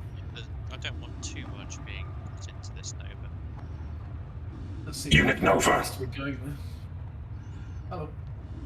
This unit believes it has identified a word. This word appears familiar to this unit. This unit believes it is a word of significance. What is it? Tilikal.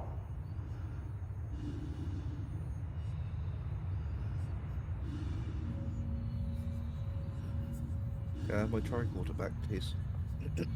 On the machine now. Can I have my machine back, please? Nova, I require the tool back, please. Technically, Lieutenant Nova. Right. She asked me not to call her lieutenant. Yeah. Do you actually give it back? Okay. You'll make a note of the word and start dismantling. Okay. Basically, once he gets it back, check to see if the information is actually in the tricorder or if it needs to be downloaded again from hello. It does appear that the information regarding the hypothesis about interstellar travel and the word Tilikal has been noted next to the scanned data. Does anyone have any ideas of what that word means? I don't think I've heard it. It'd be a stretch, but I'll give it a go with xenolinguistics. I will make this difficulty 3 if you're going to give that a try. I can aid with anthropology potentially. I will still make it difficulty 3, but yes, you can aid with anthropology. What would be insight and science, or Yep. reason and science? Insight would be more appropriate. May I take a momentum? Guess so.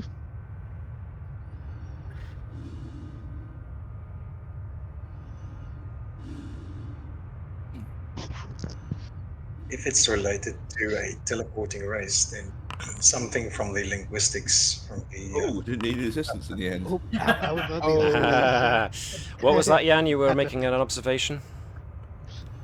If it's related to a teleporting race, then the language of the Covenant might be relevant because there was a teleporter there.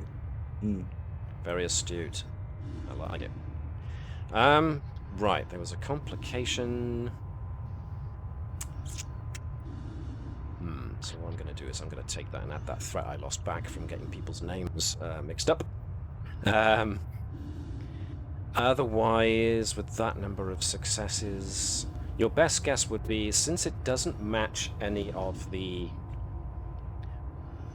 words that you've so far come across in your experience with these things yet, the way the word, when you look at what hello basically printed out on the screen of the tricorder on the datapad, the word Tilikal suggests it's a name, and a rather important one. I think that's all we can glean from this. Yes, indeed. Name. Important name. Onwards.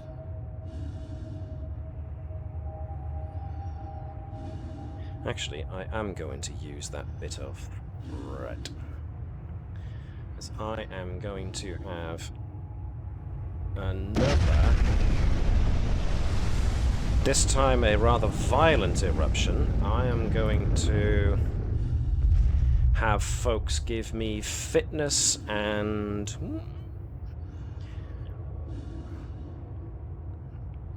let me see. I'm going to have people give me fitness and security, or fitness and con, whichever of those two you want to give me.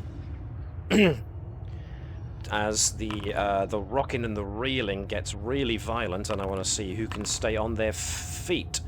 Edward stays on his feet, Viber stays on his feet, Bertram unfortunately falls to the ground, as does Caval. Natala is standing strong, Nova falls over.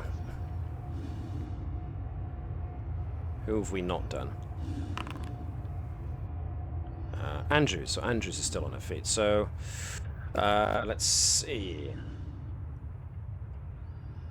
I'm going to say Nova and Fazanan and Bertram all come away with 2 stress inflicted.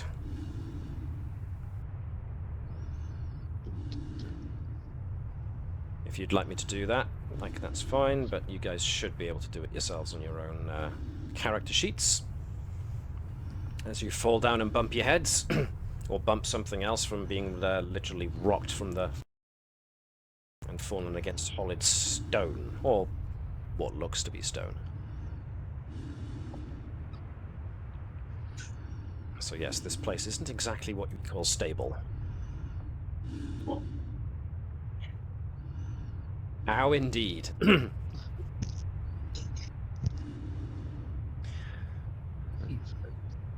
So, getting a wriggle on, excuse me, getting a wriggle on might be a good course of action. So we're heading towards the chamber that H31L0 outlined for us, or are we headed somewhere else? Yes, hello indicates that we're basically where Vibers and Edwards are going would seem to be the best idea.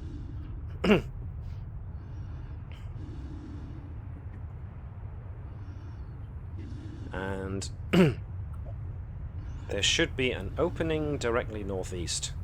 But as you come past, you do notice that there's a rather large gaping opening in the floor, which is still sparking with power. It looks like something came through here and smashed through what could have been a major power conduit or other such device. Okay. So falling off of that ledge as you try and make your way to the cave exit to the north would be a very bad idea. Ooh. Well, I think now we know why you couldn't connect to it. Yep. That almost looks biological. Yeah, it's almost like it's been melted.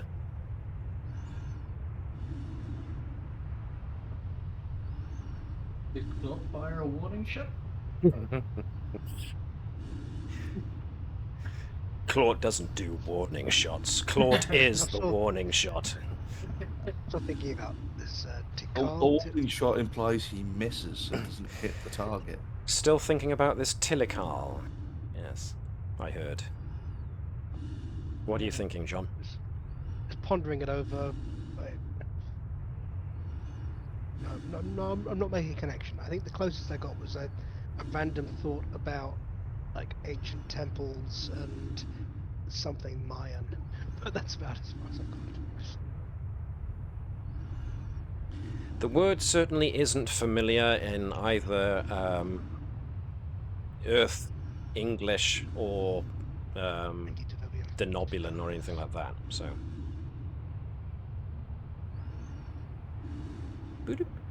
So, proceeding onwards down the northern tunnel. It's still pretty rough and ready as you start going down the tunnel, but you do start coming across slightly more intact structures. But as you start heading further down, you swear you can start... well, no, you don't swear. You can actually tell that you can start seeing sand drifts coming back in.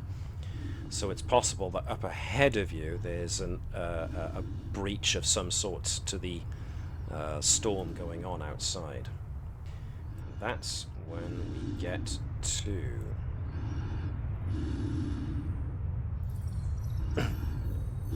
as you break through into this large central chamber.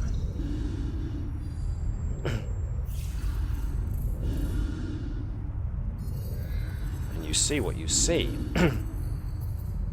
There appears to be a large central command console in the middle of the chamber with Mon a... Dieu, it is the main chamber. Oh dear. Yeah, I've seen this as well. There appears to be a number of columns that have been smashed. There's some pieces of tech, including what looks like one of those hexagraphical command consoles with a holographical depiction of the planet hovering above it. There's some kind of power node or something quite close to you that's sparking and got circles of corpuscent power rattling around it. There's more other glowing pieces further on. Oh, they're actually things. I thought I clicked on myself. I was just. Oh no, reading, it's so done. It's done what it always does and grabs everyone around. Yeah. just so you know, Bertram didn't run forward. I was about to move back so we could see Vibers, and the map moved.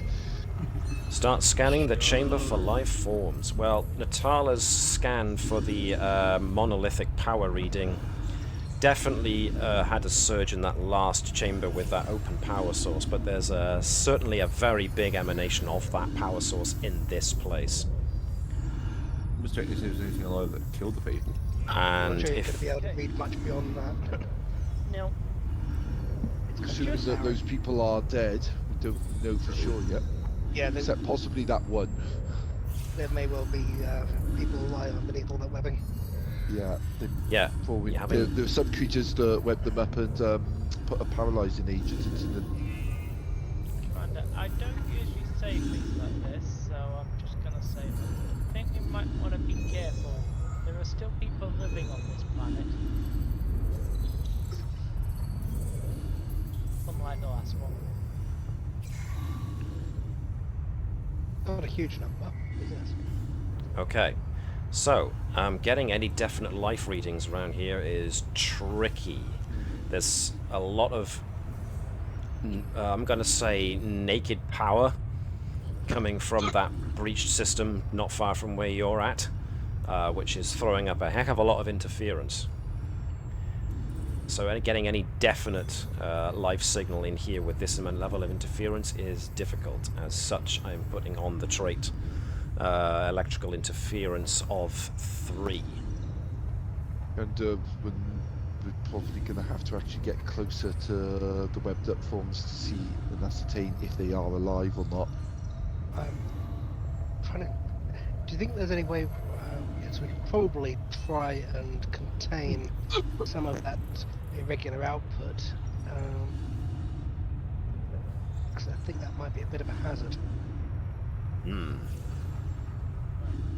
Do I have everyone, or are we missing another? No, we've got everyone. haven't we? Everybody. Cool. Also need to get down to the floor safely. Never mind, she jumps. No, you're And underneath. so Well, you're does actually you're underneath. You're actually coming in from underneath this okay. thing. So you're not on a platform. Let me quickly state. No, you're coming in from the door underneath this archway, ceremonial archway. Nova You're just not throws going. herself. Over and just jump off and be like, do I was it. saying, Nova is expected, Viper's following her. I was like, I do beg your pardon. What becomes obvious is that there's obviously cracks in the ceiling of this chamber directly above these parts, because there's piles, as you can see, of sand that are emptying in from up above. There's this big pouring, almost a sandfall instead of waterfall going on here and in other places. So this place has been open to the elements, as it were, for a little bit of time, but some technology still seems intact here, although intact might be a bit of a subjective term at this point. So, let's see.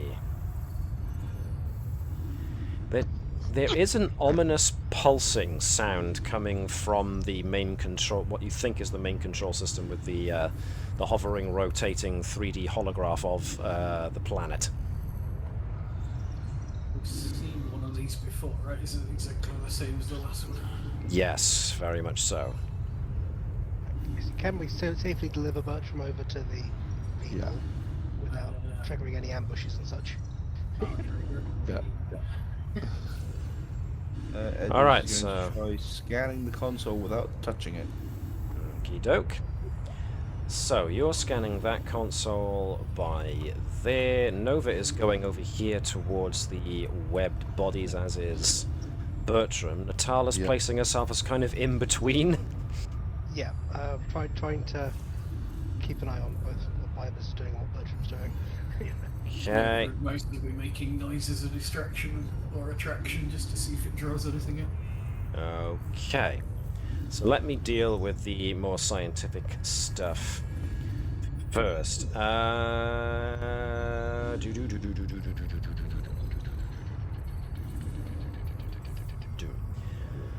Right, Vibers, the amount of power this thing's outputting, you're not sure what its purpose is, but you're definitely encountering a steady build-up of power, and the fact that you can feel the earth tremors are rather pronounced in this chamber, especially when you're standing so close to it. Your suit is registering a bit of interference being so close to this thing, but there's a steady power build-up coming from this node, whatever it represents. Edwards. Have a look about shutting it down. Yeah. Well, you're not sure where to start, you know. but you've got a fair idea of how power systems work. But you're not sure what the node represents. Edward's having a quick scan. That's some kind of regulator console. And it's definitely active and working. But there's a lot of information screeding past on the display. Is it a language I can recognise or translate? It's definitely the language that you've come across of these things before, but there's a lot of information screeding past at quite a speed. Nova goes over to these guys and starts going, hey, listen, hey, guys, hey! God. I feel it now with fire. At which point, yes, from little burrows, these little mounds of sand start to move. And yes, that's when creatures start emerging from the sand as you get closer to the webbing, and they let off an awful screeching sound. So I am going to switch us over.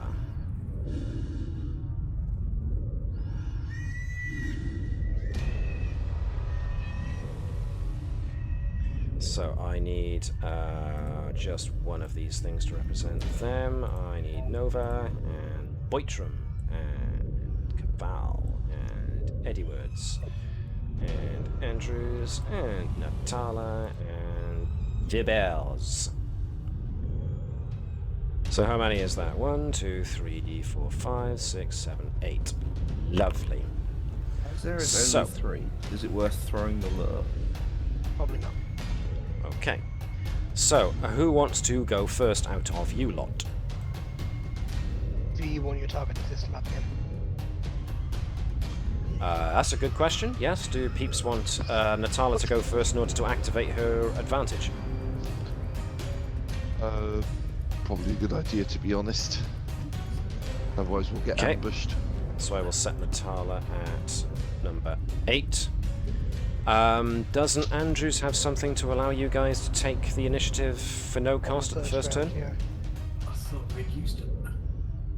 Can you use... Yeah, you can use it. How often can you use it?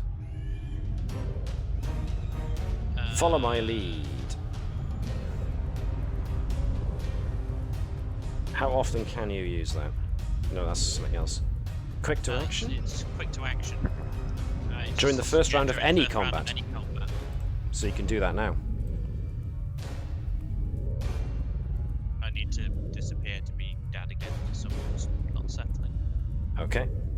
To drop me, that'll be my action, is to shoot at something and then, and then roll that, or just roll that if needs to be. Okay, so I will add Andrews closer to the end. Let's have maybe, I don't know, Caval next, since he's always rolling in the awesome, followed by Nova, followed by, I don't know, Vibers, Edwards, Bertram. Right, is that order okay? Yep. Okay, let's go with Natala. If Natala wants to activate the advantage, it's 2 momentum, but the advantage lasts throughout the Dubry, so let's throw that in as a note that I can remember. As that's already been established as a thing, can I do it as a quick action? Yep, I'm alright with that. Enemies are easier to target. You've spent the momentum, that's the important thing, so yes, I'm fine with it being a fast one as you just activate the same subroutine that you programmed in earlier. Alright, so what would you like your slow action to do? Zappy zap. Zappity zap, the closest one, so yeah. That looks like that's a phaser hit to me, so roll that damage. 3 successes, and in fact the effect doesn't do much of anything because you didn't tune your phaser, so that's fine, but it does register a hit. Nice. That's pretty much all Natala can do. Caval! You can cross the distance easily using a quick action. That's no problem. I shall move up to this one. Okie doke. I shall give you a point of threat to buy an extra die when I attack with my Lucia. Because I can then reroll my entire dice pool.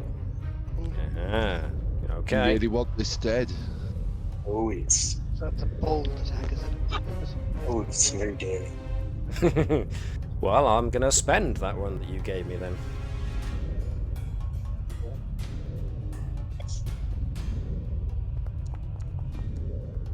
I roll pretty badly, so yeah. So yeah, as per usual, you can either add those successes back to the pool or you can add them as damage. Definitely damage. Okay, lovely, lovely damage. So you can add... So, sorry, how many 3 successes extra? So 3 extra dice you can add, yeah. I got an extra success. Could I add that back to the momentum? You can add them back to momentum unless he wants to add them all onto damage. No, my one. I got 1 extra success, didn't I? Did you? No, it's 2 to hit. Yeah, but I've increased it. I gave it the advantage to make it 1 to hit. You did, yes. Good point. Very good point. I assumed that you added it to damage, but you didn't? No, didn't. No? Oh, okay then. Sorry, my mistake. So yes, that goes back to the momentum pool. So yes, you got 5. I will add that retroactively. That's fine. 6 and 4 effects.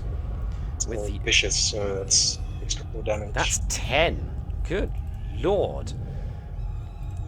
Cleave it from bow to stern. Slice it into little chunks. Slish, slosh, slash. Okay, that one is definitely down and out. Very good. Nova. He's never seen one of these spit before, so I think she's just going to sort of take it on in hand-to-hand combat and just kick it around and see what it does. Well, in that case, that's a daring and security task, and I am once again going to spend one of my threat to add another dice to this. And you don't relate to this. Good job. And once again, I get nothing for it. Foundry's turning against me tonight. 1 success, so yeah, you got 1 extra success that you can either add back to the momentum pool or put in for 1 extra dice of damage. I think she'll take its damage. Okay, so roll unarmored and add 1 to the dice that comes up.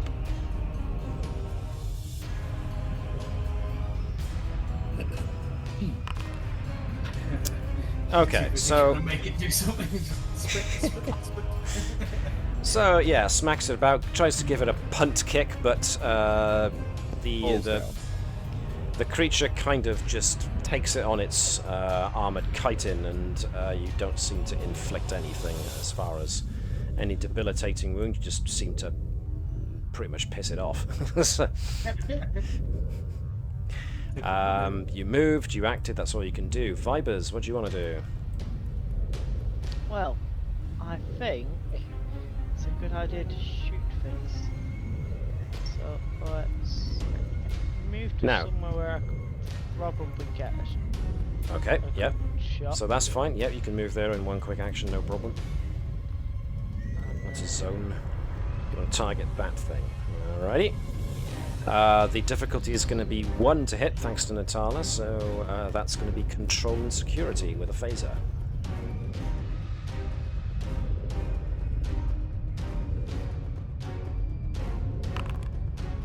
One success over and above what you needed. So once again, you can either add that to momentum or you can add it as an extra dice to damage. Always do damage. Okay, so here we are. 3 successes and an effect. You didn't have time to change your phaser to do anything else other than just do what it normally does. So it hits, scorches the creature a bit, but doesn't kill it. Now we come to Edwards. Reynolds is going to pretend what's going on behind him isn't going on behind him. He's going to focus on this control panel and trying to work out if it's the amount of energy that this facility is kicking out that's creating these tremors. He's just trying to analyse and work out, so he's not going to want to actually do anything. Just work out, or just tentatively examine and work out potentially how to be able to use it and at least source information. He doesn't want to actually like turn off any or reroute any power. He just wants to try and figure it out.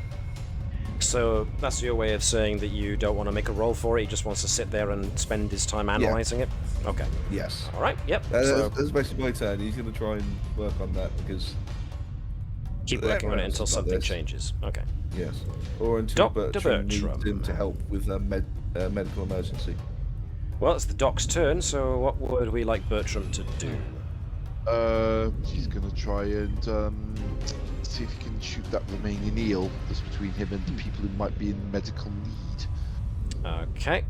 It's very close. So, does he want to spend a quick action to tune his phaser, or is he alright firing it as is? Probably better to try and tune it. Okay, so which would... It's only a Type 1, isn't it? That's a good point. So does it have... It does have charge. Okay. So just to remind ourselves... Charge. The weapon has an adaptable energy supply, allowing its potency to be scaled to various levels. If the character performs the prepare minor action before attacking with the weapon, you may add one of the following weapon damage effects. Is it robotic, or is it just me? Am I coming through as very robotic? Okay, hang on a sec. I'm just going to close and reopen Discord. I think it's on my end. Yeah, you're coming through robotic. Am I coming through robotic, or is it just Gareth? No, you're fine. I think it was Gareth. Cool. Just Gareth, spotty. Okay. We'll wait for Gareth to come back, but I'm going to assume he's going to want Vicious. Hello. Yep. Yeah. Okay, you're sounding better. And sorry, you're Matt, sounding better too, that's fine. We're all good. Okay, sorry Matt, I didn't get what you were telling me in that thing, because... You basically can set, using a quick action, you can set your phaser to either do area attack, do twice as much, make them twice as difficult to heal, or you can get through 2 levels of armor, or get an extra bit of damage for every effect you roll. Because I don't want to do area, because that's going to get the web. So I think basically trying to do damage to that one particular one. So Vicious 1 is what we're going to add to the phaser. So if we see an effect when you roll damage, we will see how we do. So first things first, you need to actually hit it. But luckily for you, Natana has given you an advantage. So this is going to be Control and Security, difficulty 1. Okay.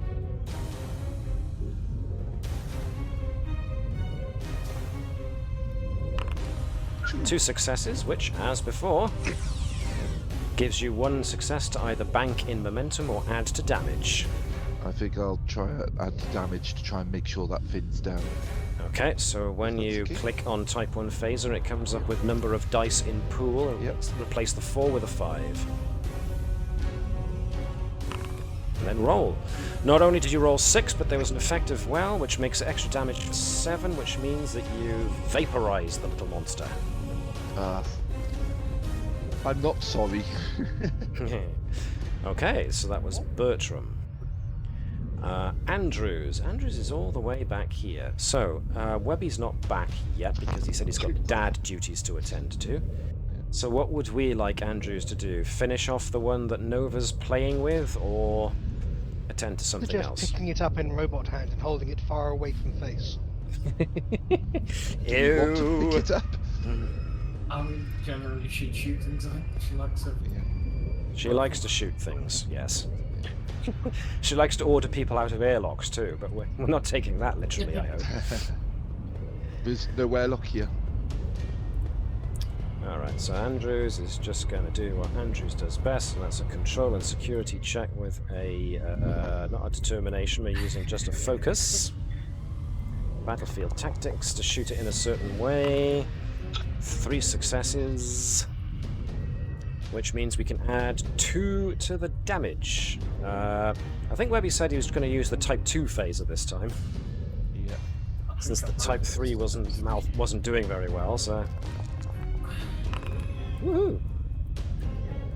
It's pretty good to me. That looks pretty good. So, using it as is, that's an 8 that, yep, pretty much vaporizes the creature. That one's gonna... Oh, is there any more left? Oh, it broke. That's all of the ones that were annoyed by Nova, which sounded pretty convincing to me. Okay, yep, sees it all. Okay. Let's turn this over.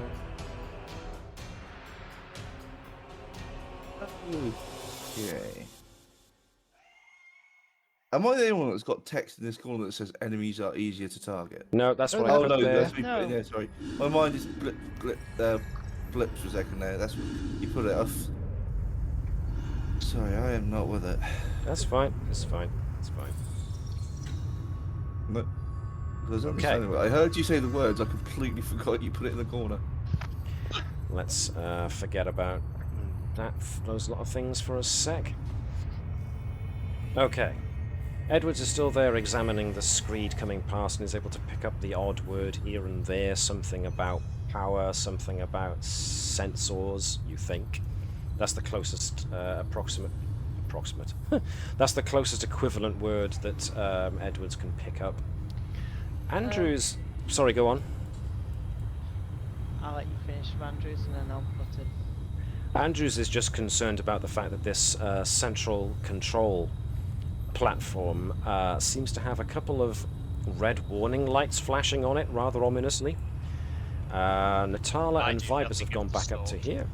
The red lights are good lights. Welcome back. I think we need hello because this thing's building up power like a bomb. I wasn't allowed to connect hello to it. Well, I don't think it's meant to be generating this much power, at least not from this console. I don't think it's supposed to be I think this is the one. I think the one I might is to do with regulation. Enough. We're talking over each other, one at a time. What does each console do? Because otherwise we're just going to sit here and argue about what to do. So, Vibers, you first. Right, this one is building up power. Not quite sure what it does with it, but not healthy. Were you going to add something to that, Natala? Only that it didn't seem to be designed to do so. That's why it's discharging the way it is. Okay. Mr. Edwards. We believe this console is the power regulator, but it's going quite quickly. What of the green one? Do we know what that does? Not yet. Dr. Nova, anything to add from that side? I was just going to ask if Lieutenant Commander Faznan could watch my back while I start, seeing if I can save any of the people in the webs. Technically, I'll be watching away from the back. Yeah. Well put. Okay. Okay. As Bertram nods to that, he's going to go over and start trying to help these people if he can. Okay. Right. Vibers, Natala, you move on to support Mr. Edwards on seeing whether this system is actually a regulator, see if there's some way to discharge it. Caval, you assist the Doctor in his operations. Nova, if you want to be floating around the other two consoles to see if you can interact. I am giving permission to use hello in this situation, but only as a last resort. There are red lights on the central console. Edwards, you seem to be the expert with the language. Maybe there's pictograms in those lights that indicate the kind of warnings it's blaring out. Which Good for thinking. me will work on the regulator or the central console? Central console is the one with the red lights and that have like warning glyphs and whatnot. That was a general to my experience, because I've been given orders to work on two different things now. So I'm saying, where would you prefer me? I'm imagining that the red warning lights on the central one tell you what to do on the left one. That's quite a good assumption, so give it a shot. Okay. Sure, one's teleported. So, Nova's over there looking at the sparking doodaddy. Andrews is coordinating everybody. The Doctor. You're getting this close. You're getting definite life signs from 4 out of 5 of the web casings. The one with the blood spatter seems to have a rather nasty-looking breach where the ear would be. So it looks like something birthed its way out of this guy's head. The other four, you think are still alive. But might have stuff that might be bursting out of the head. So possibly, given what I've seen that. Yep. So you're gonna have to see those quicker spots. Yeah, I'm gonna start actually getting my medical stuff out and trying to actually save them before that happens. Okay. So you can start cutting them free of the webbing, and you will come across 4 individuals, all wearing EV suits. The helmets have been. The helmet on the guy with the exploded head, side of his head, his EV helmet was breached. These 4 have also had these like small breaches, small enough that something small and wormy could probably get its way in. But they all appear to be alive, just incapacitated. And it's a horrible sensation. I've started to work out how these things reproduce. And I am then, as you guys are all starting to work on that, is another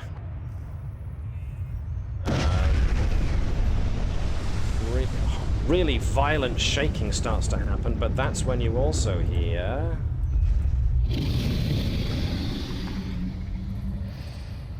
as something very large slithers its way into the chamber from the south, opens up this multi-pronged maw, and emerges very angrily with a roar into the chamber. And I am also going to spend 1, 2, 3 threat. Start bringing grenades. Grenades add threat. It's not the Federation way. As it roars, it also shakes itself a bit, and from the points between its plates, more eels drop.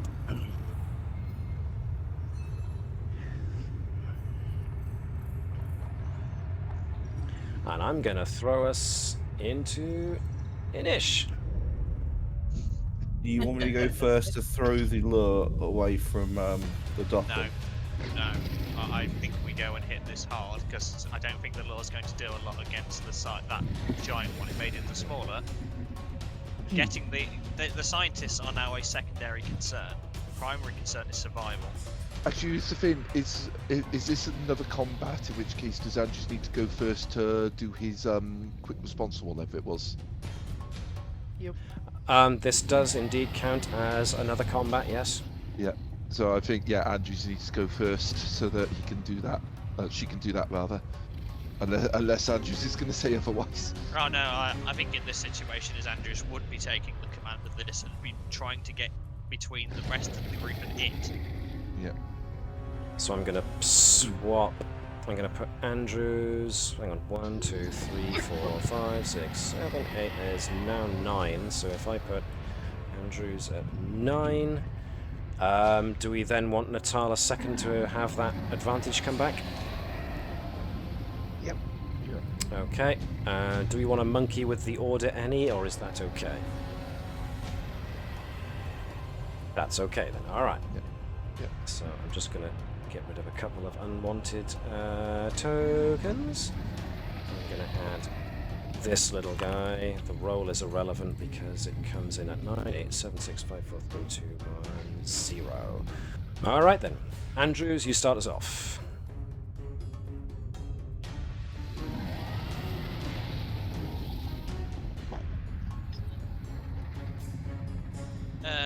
control security to shoot, isn't it?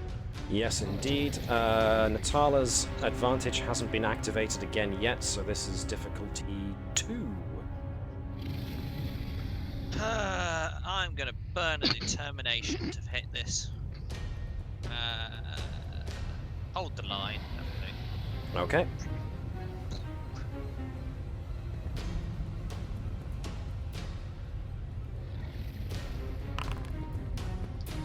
Five successes.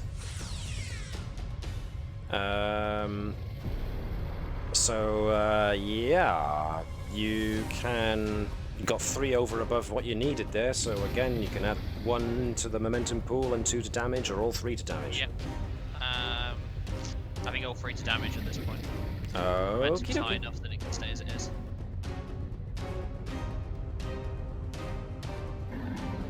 So, yep, where it asks for damage, you roll more. You didn't tune the weapon, so it's going to be 6 successes.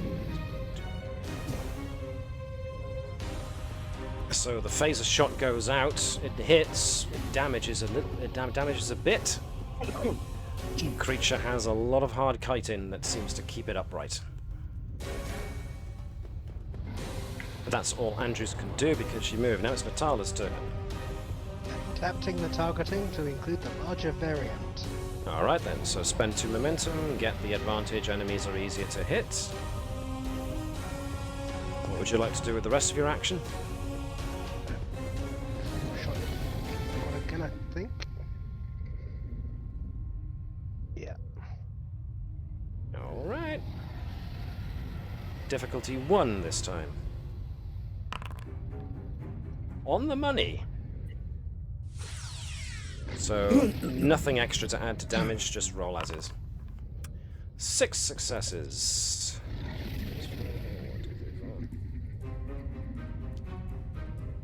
Damages it some, but it's still big enough to keep on coming. Natala's staying where she is, pretty much. Fazanan. My, this is a big one. I don't think I'm going to be using the Kushan on this one.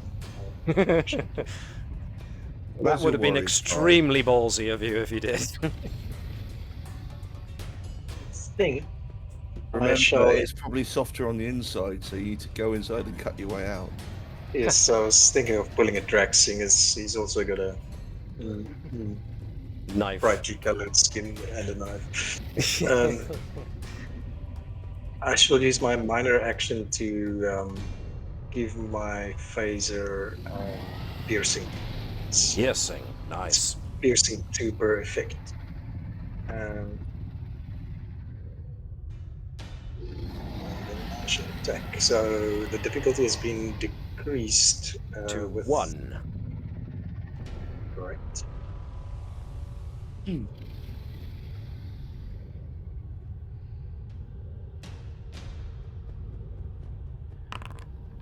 Two successes, so you get 1 over and above what you need. So again, choose to add that to damage or bank it in the momentum pool. Gonna keep it on the down. Okie doke. Get piercing this time, so yep, any successes will get past his armor. 4 effects, 6 successes. Okay, 6. I think it's two piercing per effect. Yep. So you got past its piercing and did your naked damage. So yeah. A nicely good shot, managed to catch it between the plates, and you attuned your phaser just right. This thing is rocking and reeling.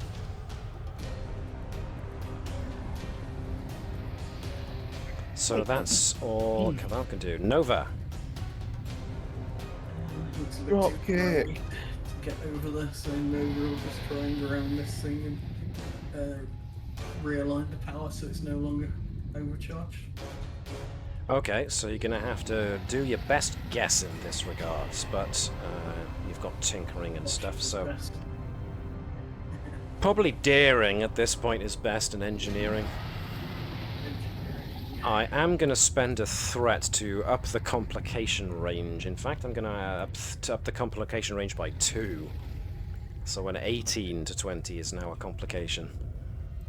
It's not adding the danger of dramatic effect just because it's the finale. Got to pull out all the stops. So this is going to be difficulty probably 3 for this. Okay, determination, I think, in response. Okay. Try anything once. Try anything once.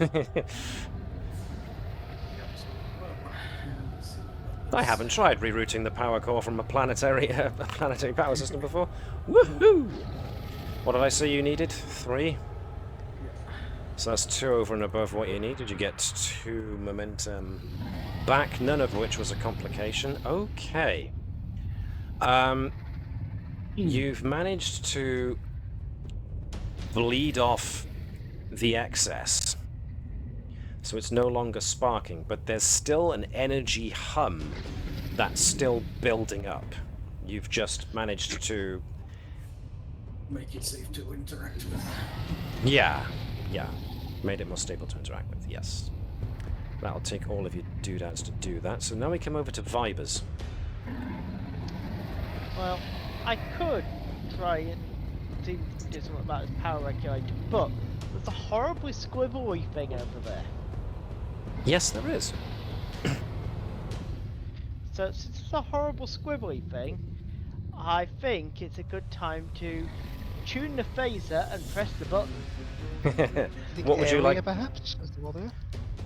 Yeah, do you want to go for area to get all 4 creatures, or do you want to do piercing to get through the big one's armor, or do you want to do vicious to do extra damage?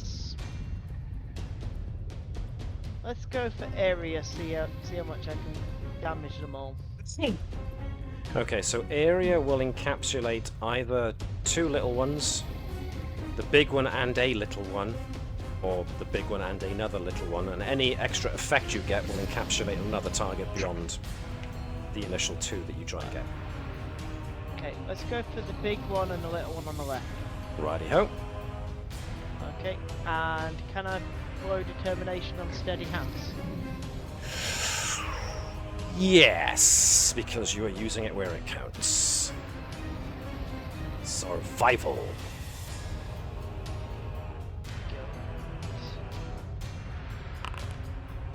Two successes, Good job, which I is used that determination. Yeah. indeed. So 1 over what you needed. So once again, you can add that one to the momentum pool or include it for damage, extra damage. As per usual, damage it is. Extra damage, okay, which means 1 more dice to potentially get an effect with, so that's a good choice. You got an effect, so you're able to encapsulate 3 of them, doing 5 damage. So 5 takes that one. Hey, takes out the big one and encapsulates 1 more. Right.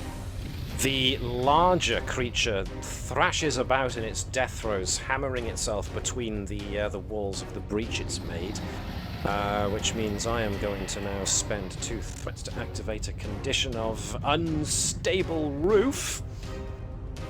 Activate a trait, I should say. Which means there's now debris, rock and sand falling down on everybody. So I'm going to need you all to once again give me fitness and con, or fitness and engineering, whichever one you think is better to use, to try and dodge out the way of this debris being coming down as the larger creature is thrashing around. Yeah. The difficulty is going to be 2. So Can I call safety protocols, because I did warn people about this? sure, I'm fine with that. Does that drop the difference? For Natala, yes. Well, actually, I did tell people about this. Look out! I warned you to look up! Yeah, I'll allow that, actually. However, Vibers, you rolled a complication. So what I'm going to say is that, yes, Natala's cry of, "Oh, I so informed you thusly," gives everyone enough leave to dive out the way. Now, Thazanan, Nova, Andrews, and Natala were all pretty spry on the leaping anyway, but Bertram does manage to leap out of the way just in time, so he manages to throws himself across his patience, I like to think. Yeah. As a massive stone from above just cracks itself into the ground where he used to be. Vipers, on the other hand, is not so lucky, as one of the massive pieces of debris comes from the ceiling, smashes into the regulator, which disrupts it and sends a big sparking load of energy out of it, which grounds itself into Vipers. I'm gonna roll a d6 for this. You took 4, so Vipers takes 1, 2, 3, 4 stress from getting zapped. And the console is now in need of repair. So well done, you downed the big thing. But in doing so, you brought ruin and destruction. Would the noise caused by debris and whatnot, would that have actually spooked the smaller ones? That would be a sensory overload, surely. If there's tremor sense. Blind range. True. Well, it's Edwards' turn. Plus, we just killed them off. And Edwards isn't a fighter. He's going to try and do his best to start working out about the red dots and on the and figuring out. There is a medical emergency 10 feet away from you. True. Actually, yeah, I am a medical. I hate you. So Edwards is there like, right, I'm going to be here doing this. And Natala goes, oh yeah, medical, damn it.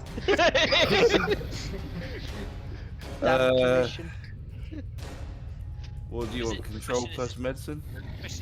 Yeah, sure. That is a good question. Then situation would dictate. That is a good question. Can I tell if he is actually alright or if He's he is... just been electrocuted, so you'd have to assume... Control plus medicine will allow you to use your medical tricorder to analyse him. This is where more like, actually, Vipers is dead. Oh my god. 3 successes, cool. 2 over and above what you needed, so you get momentum back. He's okay. His EV suit took most of the jolt. So his EV suit is going to... His EV suit systems are fluctuating, but he's just... He suffered the muscle spasms you get when you get voltage going through you, so, you know, he got singed a little bit from it, but he's otherwise okay. It's mostly superficial, but ow. While examining him, do I notice any issues with the integrity of the suit? The suit's integrity is fine. Its onboard systems are fluctuating, so... No, I can live with that. It's just that if we have to go back outside... He does not appear to have a breach in his suit, no. Okay. Well, that's the end of my go then. Okay. Dr. Bertram. Okay, Bertram's going to start trying to save some lives from imminent head exploding. If you want, we can just do what we've done with others who previously just said they're going to dedicate themselves to a task they're very familiar with. Next host, please. So just using his medical knowledge to just bring these folks around. Well, I'm more worried that they might have the... If what I suspect is correct with the other one, I'm worried that they might be in imminent danger of having these fins start cut out to their bodies in a very explosive manner. In that case, can I get you to give me a difficulty 2 check of control and medicine as you use your medical tricorder to try and scan the bodies for imminent birth? Okay, so was that insight and medicine to see, or control and medicine using your tricorder? Yep. Okay, and there's biology, xenobiology. Yep, all that's good. Okay. One success. Okay. The tricorder does detect invasive life form. The good news is their size does not suggest that they haven't matured enough that they are then ready to exit the body. Yeah. So, on your next available turn, if you can devise a way of somehow either excising those creatures before they reach the point where they can kill you when they exit you, or if Bertram can find some way of what's the word I'm looking for? Basically putting the creatures to sleep. Killing them. Without killing them, or killing them, even neutralizing them at this somehow. point, they might be creatures, Related but electric jolts might overload their systems compared, as I imagine, they'd be a lot more fragile than humans. Some method of neutralizing them before they become a threat to the people they're inhabiting. essentially they're not, in this, from a medical point of view, they're not creatures at the moment. They are parasitical infections. Okay. So you know they're in there, you know those parasites are alive, they're not yet mature enough to birth themselves from their hosts, but they probably need to be removed from said hosts as soon as possible. Yep. So that's what you discover on this turn. So, Mama Eel is down. I am gonna spend 2 threat to have 2 more eels appear, while the others start converging on targets. Eeny, meeny, miny, mo. So, let's have the 1 versus Thazanan. I am once again going to throw a threat into this so that I roll 3 dice.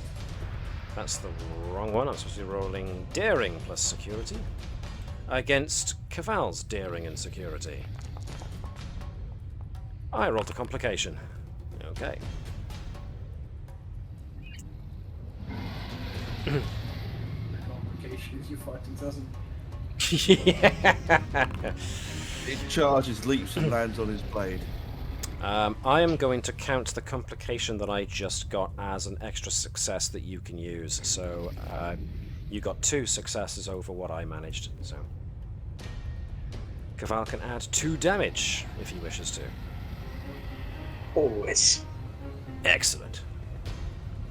You've still kept the phaser at piercing.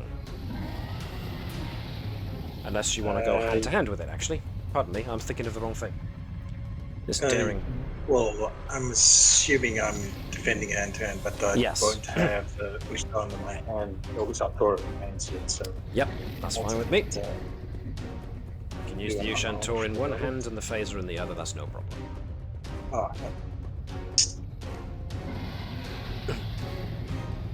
So, yeah, roll for damage. And add 2 extra dice. 3 successes, 2 effects, that's 5. That's not a bad hit at all. Okay, now we move. Standard. Yes, indeed. You're giving it a chance. Let's take away that, and let's change to Squealing Ceti Eels. As 1 takes on Andrews. So this is going to be daring and security plus Andrews' daring and security. Can I use Advanced Hunter? You can indeed. I get another complication. Wow. Doesn't want to see me succeed tonight. 1 success and 1 success, so I will count the complication that I rolled as a success in your case. So Andrews wins and can add that extra 1 to damage.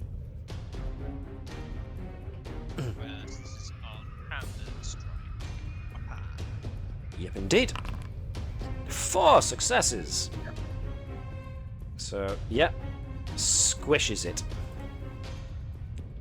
Catches it as it leaps with her bionic arm and just squeezes it until it pops. The eel behind Andrews is going to go for fibers whilst he's on the floor and all vulnerable-like, but because Vibers is still conscious, he can still fight back. So I'm going to use another threat to do my own daring and security versus Vibers' daring and security. Wow, I am rolling poorly tonight. 2 successes, which means you got 1 over what the eel did, which means that you can do damage with your unarmed strike and add an extra 1 to the dice.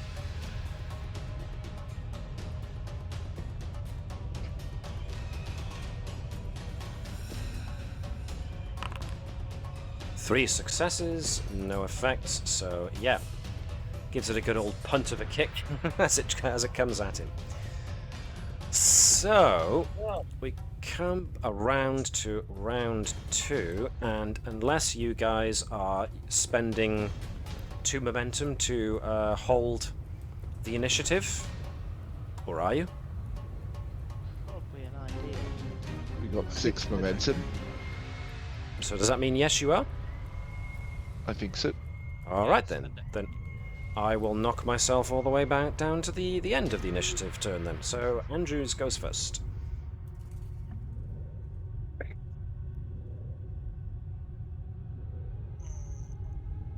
Hunt it. Nah, shoot it. I will do a minor action to charge the weapon then. Yep. What would you like? Yes. More damage, area effect. Oh yeah, more damage. More damage. Okay. Vicious. So the one close to Andrews, I take it? Yeah, the one's attacking Vibers. Okay, no prob. 3 successes, you needed only 1, so that's 2 over. You can add those 2 to damage if you wish. Yeah, get it out of the way.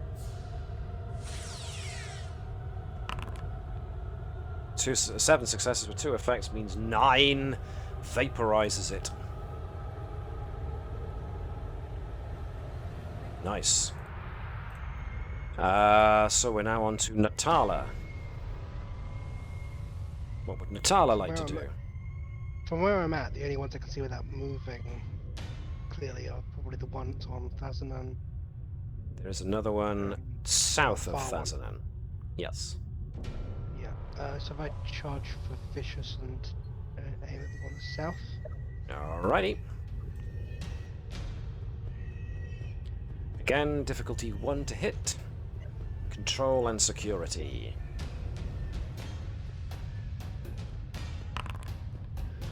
So, again, that's a hit. You can add that 1 extra to damage. Ooh, 5 successes with 3 extra makes an 8. You vaporize it in 1 shot. Nice shot. We get to Thazanan. You gave it a chance. Finish it. Finish him.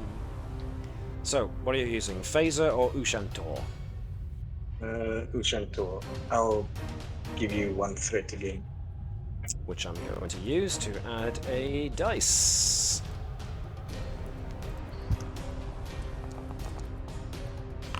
And I get nothing again. And you get 3! So again, you can either add some to the momentum pool, or you could put them all on damage. Put 1 in the pool and 2 to damage. Okay.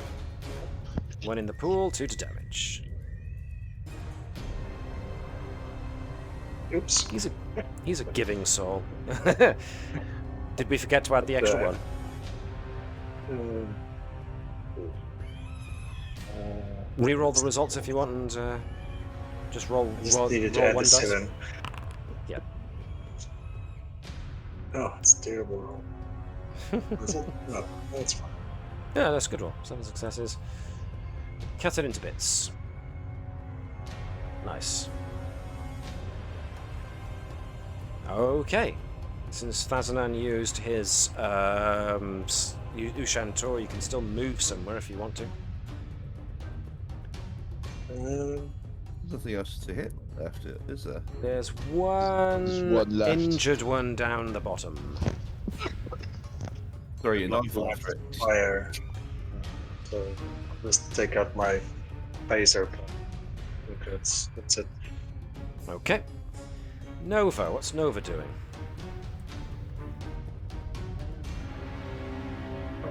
Just go over here and start sciencing the main console. Start sciencing the main console. Okay, can I get you to give me an... Can I get you to give me an insight and science with your tinkering? Well, your inner workings will do as well, actually. I'm going to make this difficulty 2 because of your familiarity. On the money. Okay. If you didn't know better, you'd say that the red flashing lights were some kind of security alert, and this does put you into mind of the security system that activated on Bacchus 4, where when the monolith detected a security breach, or what it believed was a security breach, it activated a self-destruct system that annihilated the planet. And I start to override. Not this turn, but you've now identified what this power build-up could potentially be. So that's what you've done this turn. So that was very much a case of, uh-oh, guys. Vibers, in the meantime. Well, Get him up, There's- drag him over to the central console, and we all have a science conflab. well, I think we've got something else that needs to be dead first. Vibers is do feeling that. vindictive. Focus on shutting this down. Caval and I will hold off the line. Hold the line. Okay. So Right, getting- let's go give Nova a hand. Okay, so, can I get you to give me a, let me see. I'm going to ask for a, reason, but I'm going to go reason and science with a focus of computers on this. Okie doke. This is going to be difficulty 3 for Vibers, because he's not as familiar with these systems as Nova is. Right, can I burn some momentum? Up to everyone else, but I don't see why not. It's all the way up to 5. Oops, that's 2 down for 1 dice, isn't it? 1 down for 1 dice, but if you want an extra dice on top of that 1 dice, then it It'll be becomes... further 2. Yeah, a further 2. Basically, for 6 momentum, you get 3 dice. So for 3 momentum, you get 2 dice, which you've just done. So you can roll 4 dice in this regard. 3 successes, which is exactly what I said you needed. So, yeah, with that in mind, you believe you've identified the subsystems that need to be shut down in order to stop this self-destruct from actually going off. Okay, Nova, I need you to cover these ones, and I'll cover these ones, and that should shut everything down in time. I think. Moving on to Edwards. Right, Andrews has given the nod that science guys should science, while the security guys see off the intruders. So what does Edwards want to do as a result? It was involved last time. We were dealing with a self-destruct action. Sorry, a self-destruct protocol from one of these Can I facilities. actually, yeah, Can I- since you've got previous experience, can I get you to give me an insight or reason plus science with xenoarchaeology or ancient technology as your focus? I'm going to make this difficulty 2 for you. You say, as I've been through this before, can I burn my? So can I use my value? Those who do not learn from the past are doomed to repeat it. Absolutely, yeah, that's very good. I like that. So was it insight plus science? Did you say? Please. I'll use determination. 2 focus.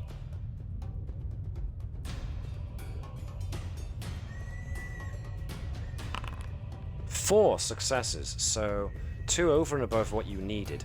With that many successes, you identified that there is a signal coming from somewhere else, probably in system, that is feeding the self-destruct protocol that's activated. With that many successes, you're able to access the display, and you identify the monolith that's floating where Ceti Alpha 6 used to be as the source of the signal that's telling this system here to activate and maintain self-destruct. Okay, can I download part of that information? And Sure. can I shout to everyone, what's causing this to blow up is off planet. I'm not sure if we can stop this. Unless everybody's looking to Nova and Phobos, unless we potentially try and jam it. Mm-hmm. Meanwhile, Dr. Bertram. Okay. So I'm going to ask you to give me reason plus medicine to try and surgery as your focus, as a means of trying to come up with a means of neutralizing the creatures. Difficulty 2, but I'm going to spend my last threat on increasing the complication threshold, because if you get this wrong... Yep. Okay, given that, I might invoke that. Hey! Once permission, the character may reduce difficulty of a single medical task by 1, so it's down to 2. Okie dokie, so is Nice. it reason and medicine, you said? Yes, indeed. Okay.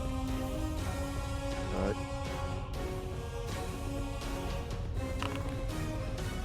2 On the money. successes and without a complication, thankfully. Indeed. On the money. So you're able to come up with a method of you can't extract the creatures, but you can find a way of injecting a compound into the bloodstream of the hosts, which, even though the hosts will remain conscious, it should, now, given what you've learned of how these creatures' bodies work, the drug you inject into the host should basically put the parasites into a form of stasis. Right. Which will give you enough time to basically get them to a medical bay and excise them surgically in a proper environment. Okay. So you've bought yourself if plenty of time. If I can, I'll start putting that compound into the 4 affected people to buy Yep, them and enough that'll time to take get you- them out of here. That'll buy you the rest of your turn to do it. Which there's the last remaining eel. In a fit of fury, runs up to Andrews. I've got no more threat to spend, so this is going to be daring plus security versus Andrews' daring and security. I get no successes once again, so 7, 8, 9. Yeah, not the best. Can I have Andrews' daring and security, please? 3 successes, so you can. Andrews comes out on top, gets to add those 3 successes to damage, or can put some into the pool.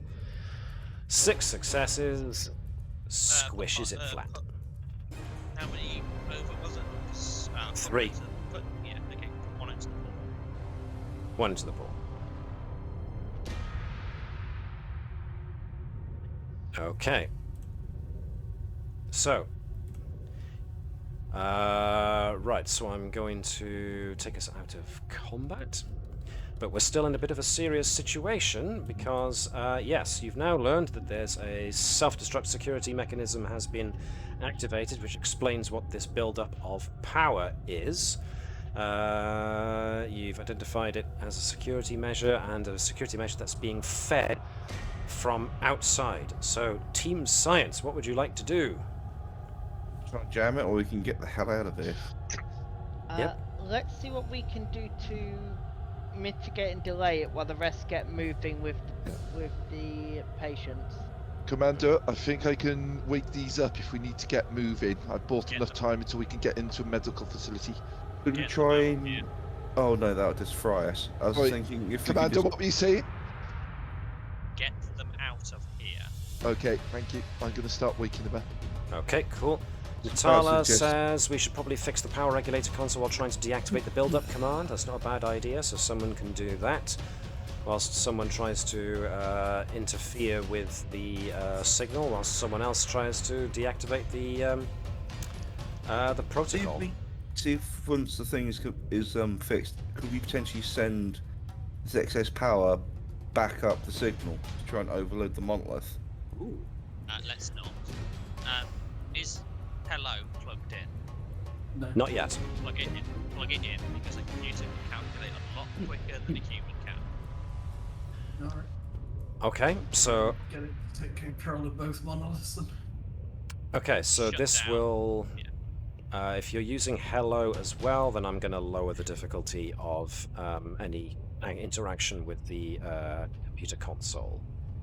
So, this is going to be something of a gated series of tasks. So the first thing that needs to happen is probably Natala and Edwards need to repair the power regulator. So this is definitely going to be a... This could be a reason plus engineering check. Extended task, did you say? No, a single task, but the other guys won't be able to do their tasks unless you complete this task. So is it insight engineering, did you say, or? Insight or reason is good with me. Reason engineering for Natala.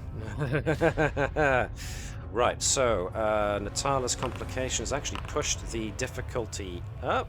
Oh, but Natala has re-rolled, gaining even more successes, so you've gained a whole chunk load of successes. Well done. The power regulator has been fixed. It stops sparking and whirs back into regular operation, which makes the next bit that much simpler to do. So, Vibers and Nova, what are you guys doing? I'm gonna hook Hello up into this thing and start trying to issue commands and overrides to both models, letting Hello take control of them.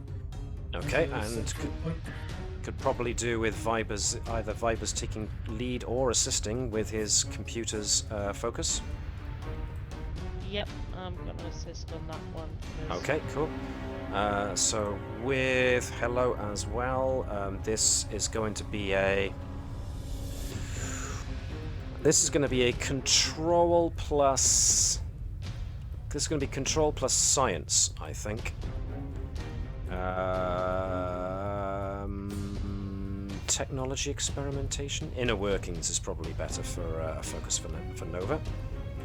The difficulty was going to be 4, it's now down to 3. There's the assist from Vibers. Right, so Vibers is no help whatsoever. So it's all on Nova. Difficulty 3.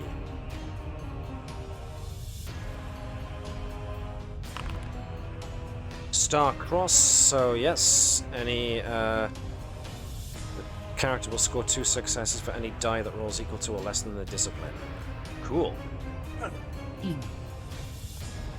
Doubling up the successes. Good choice. That's what those award badges are for. Does Hello count as a ship's computer? That's why I've lowered the difficulty. So On does 7 them. count as an exit. So it does, yeah. So that's extra successes. Ooh.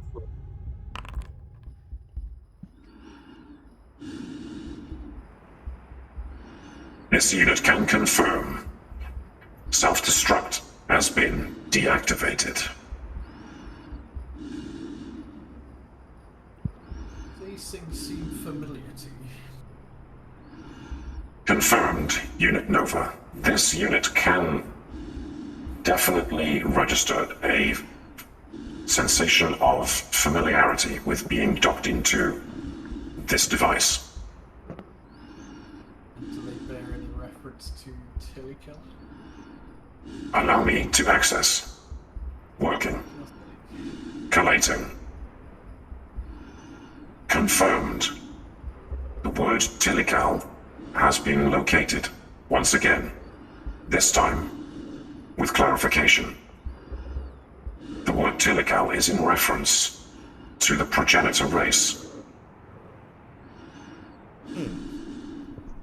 Unit Nova, this unit has discovered more pertinent information regarding recent events on this planet. Permission to collate. Permission granted. Collating. Stand by. This unit is ready to present the information it has discovered.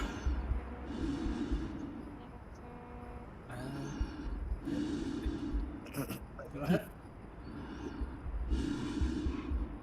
According to records stored within this peripheral, 105 standard Terran years previous to this day.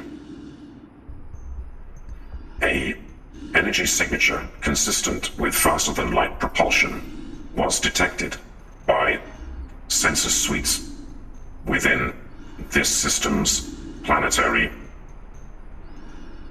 cogitation system, suggest that it could very well be the systems left in place by the Tilical, detecting the presence of a warp-capable starship in this system some 105 years ago. A period of 6 months elapsed after this initial detection, during which time it appears that this system registered a malfunction with the systems on board the 6th planet of this system.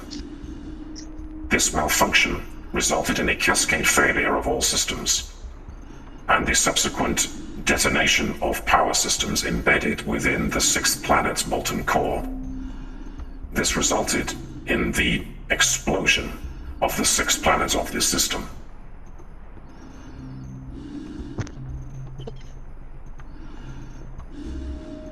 Station located here detected your ship's warp signature and has registered it. Along with that ship detected 105 years previous. Unit Nova, I am trying to facilitate translation of a series of command inputs that do not make any logical sense. There appears to be a corruption of the code. Diagnostics pending. Stand by. Complete. This unit believes that the detonation of the 6th planet of this system caused the threat detection system of this planet to become damaged, and then proceeded to run through a series of threat assessment protocols. Over the period of repeated runnings of this threat assessment protocol,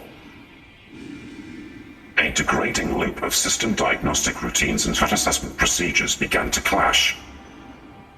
This degradation became so bad that the self-destruct of the 6th planet was triggered.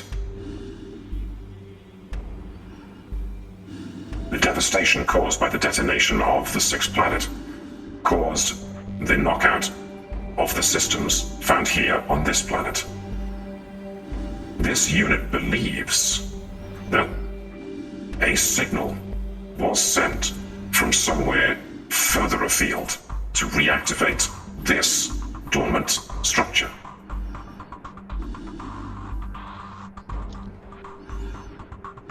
Elvis in space, maybe. This unit believes it has calculated the duration of time that to which this system was recently reactivated. 7 months, 2 weeks, 3 days. This would correlate with the time the Navis was in the Beta Niobe system.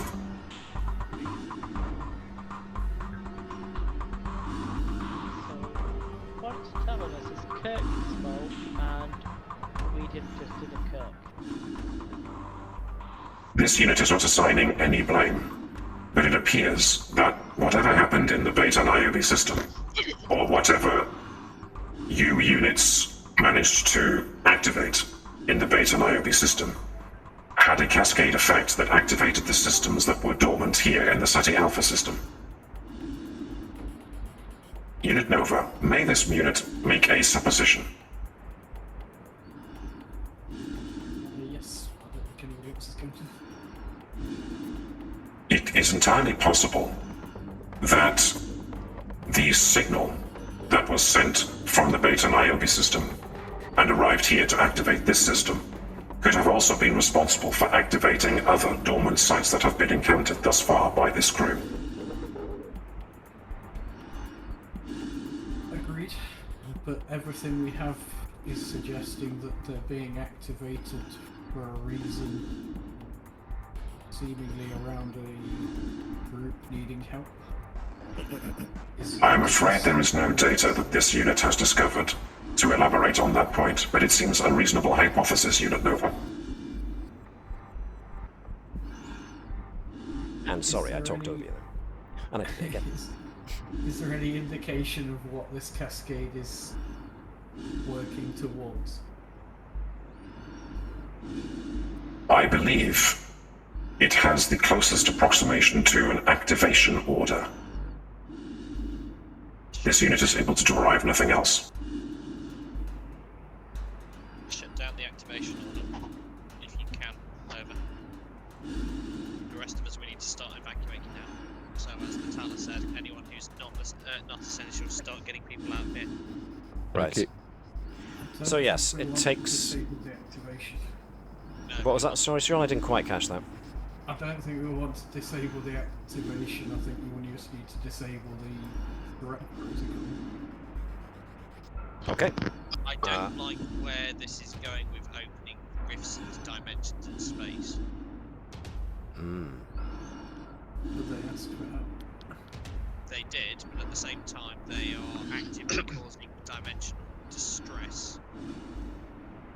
They wouldn't be the first species Starfleet has encountered that aren't aware of its own actions when in distress.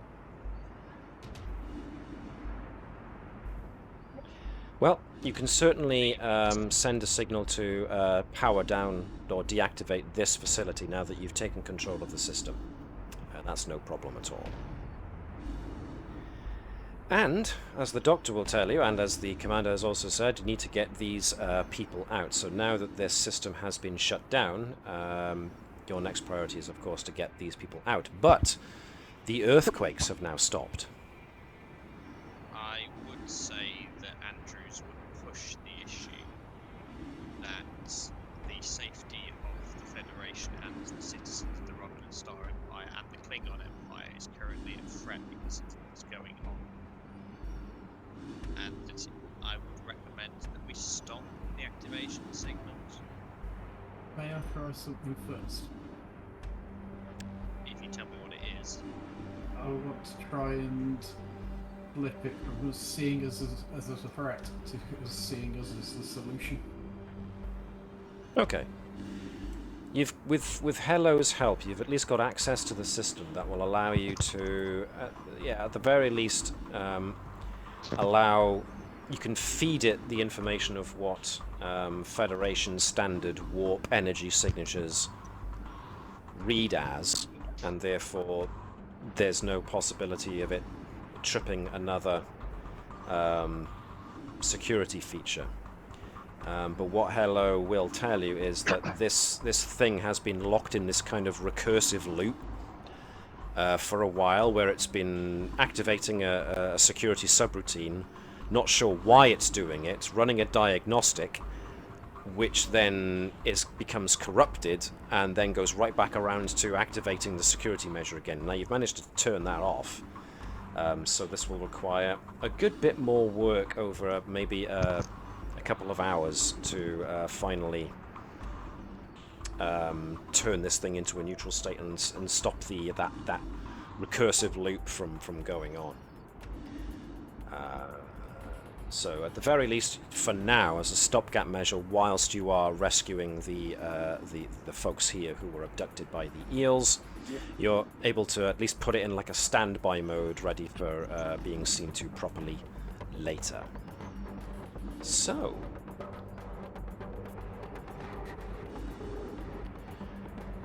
you are able to successfully rescue these folks. With the tremors gone, the security subroutines will be the eels, the diagnostic damage they cause, if it never got further than that until it reached the point where it issued self-destruct. I don't expect to learn much from it, yeah. This place is pretty heavily damaged, so it will take a while to pour over. In the meantime, you've still got the science teams to evacuate before any kind of determination as to whether the surface of Ceti Alpha V becomes safe to come back down to again. But you've at least now got the location of this place, and you can come back and investigate it later. When you all do get back up to the Navis, the doctor takes his patients away to sickbay so that they can all be operated upon, and that operation is successful. Yeah. But the information I got about how the eels sort of like basically nestle in other subjects parasitically, I'm going to suggest to the captain and the XO that everyone who's been down on the planet to get an examination as party when returning back to make sure that no other eels are slipping through unnoticed. Yep, and none of them do, thankfully. So, sometime later, when you're all back on board the Navis and pouring the sand out of your EV suits and handing them over to the poor ensign who has to see to their maintenance. Oh, Mr. Edwards, it seems that your time in Metacol has come to an end. Posting? The command crew do go back to their respective posts. And those who were filling in for them, of course, go back to doing what they were doing before. The captain, of course, expects and gets a debrief, and for the moment, she's content with just letting the evacuation process go on, whilst the planet settles after that long period of intensive shaking has now finally come to an end.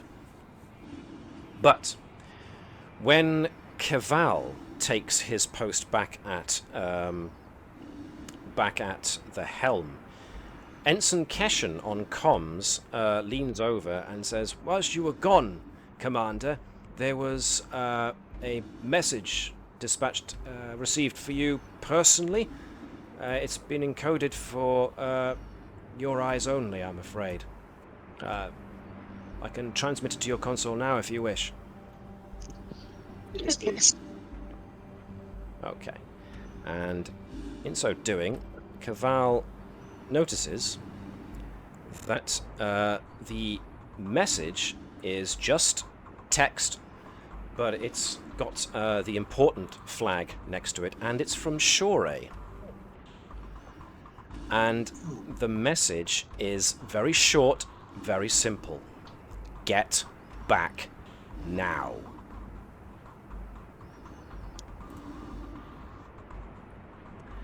And Captain, I do believe we should proceed back to Narendra Station post haste.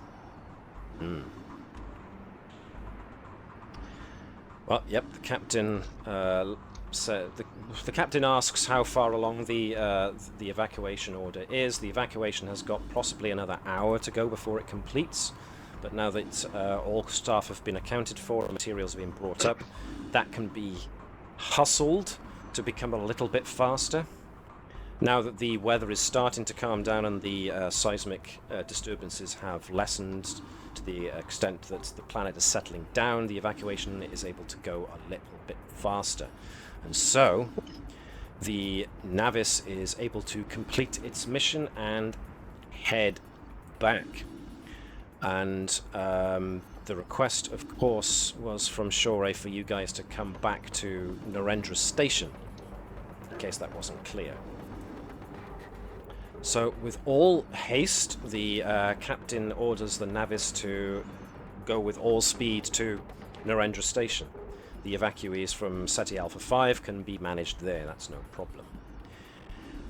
But, some hours later, when the Navis manages to get back to the system where Starbase 364 is waiting, as soon as the Navis drops out of warp, Ensign Keshen once again notifies everybody that there's an urgent communication coming from Admiral Hebert on the station.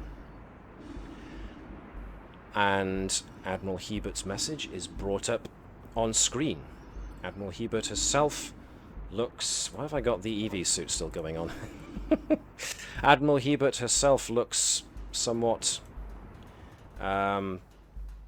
fraught. stressed, like she hasn't slept, but she's also a bearer of bad news. To all Starfleet and Federation personnel,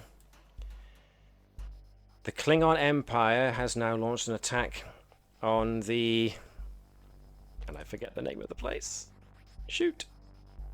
Was it the... I keep thinking Achilles, but that's not the Cardassian case. Union? No. This is where the Kevin MacLeod have been withdrawn. The Arcanus sector. The Federation system in the Arcanus sector has now come under attack by the Klingon Empire. The Federation and the Klingons are now officially in conflict. And that's where we leave our episode. And indeed, the last episode of the season. Uh-oh. So, well, it goes without saying that the network have picked up USS Navis for a season 2, because I'm darn well still going on with this. Yeah, because apparently it was Claude that persuaded them. Well, we've already had this Well, conversation. he did turn up and say they were between a rock and a hard place. We've already confirmed that season 2 is being renamed to Star Trek Club. So it's all going to be told from Claught's point of view. So we're going to have to modify the characters somewhat to be caricatures of themselves from Claught's perspective. And due to budget cuts, it's all animated. Hang on a second. But in any case, that's our 15th episode, done and done. This is also the point where Star Trek Deep Space Nine finishes its, what was it, its 3rd season?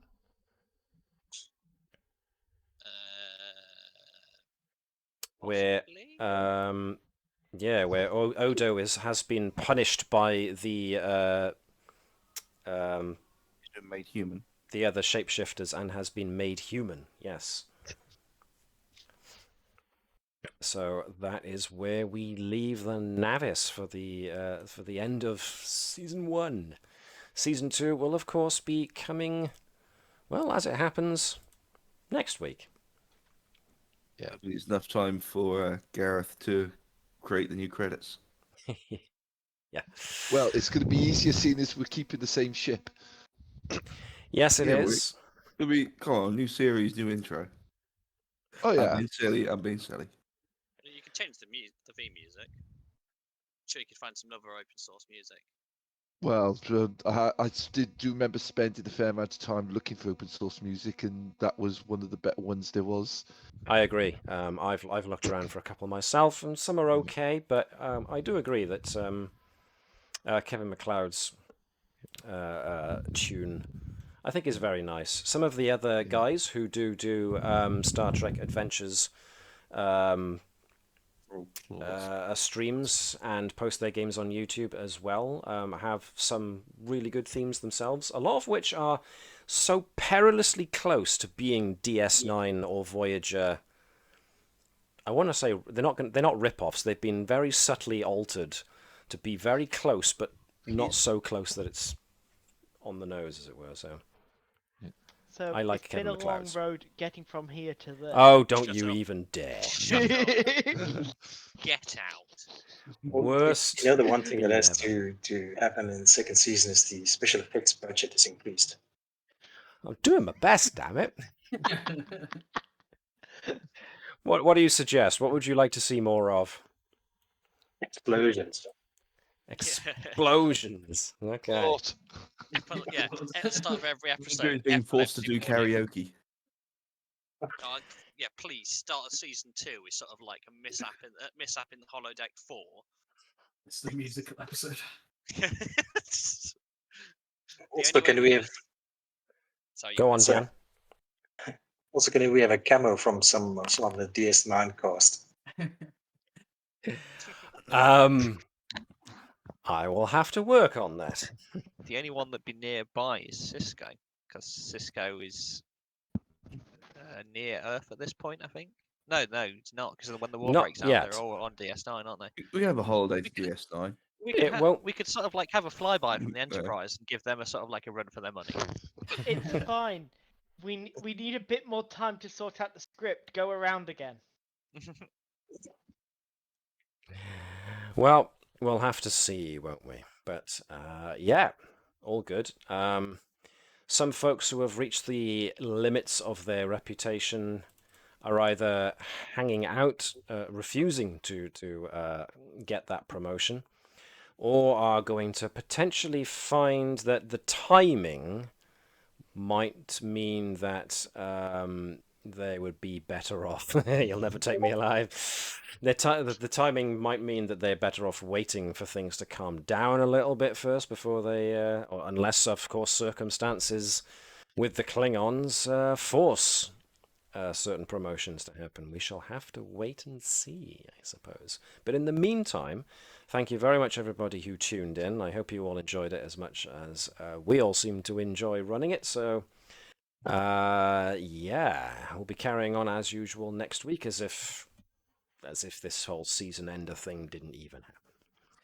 But it did.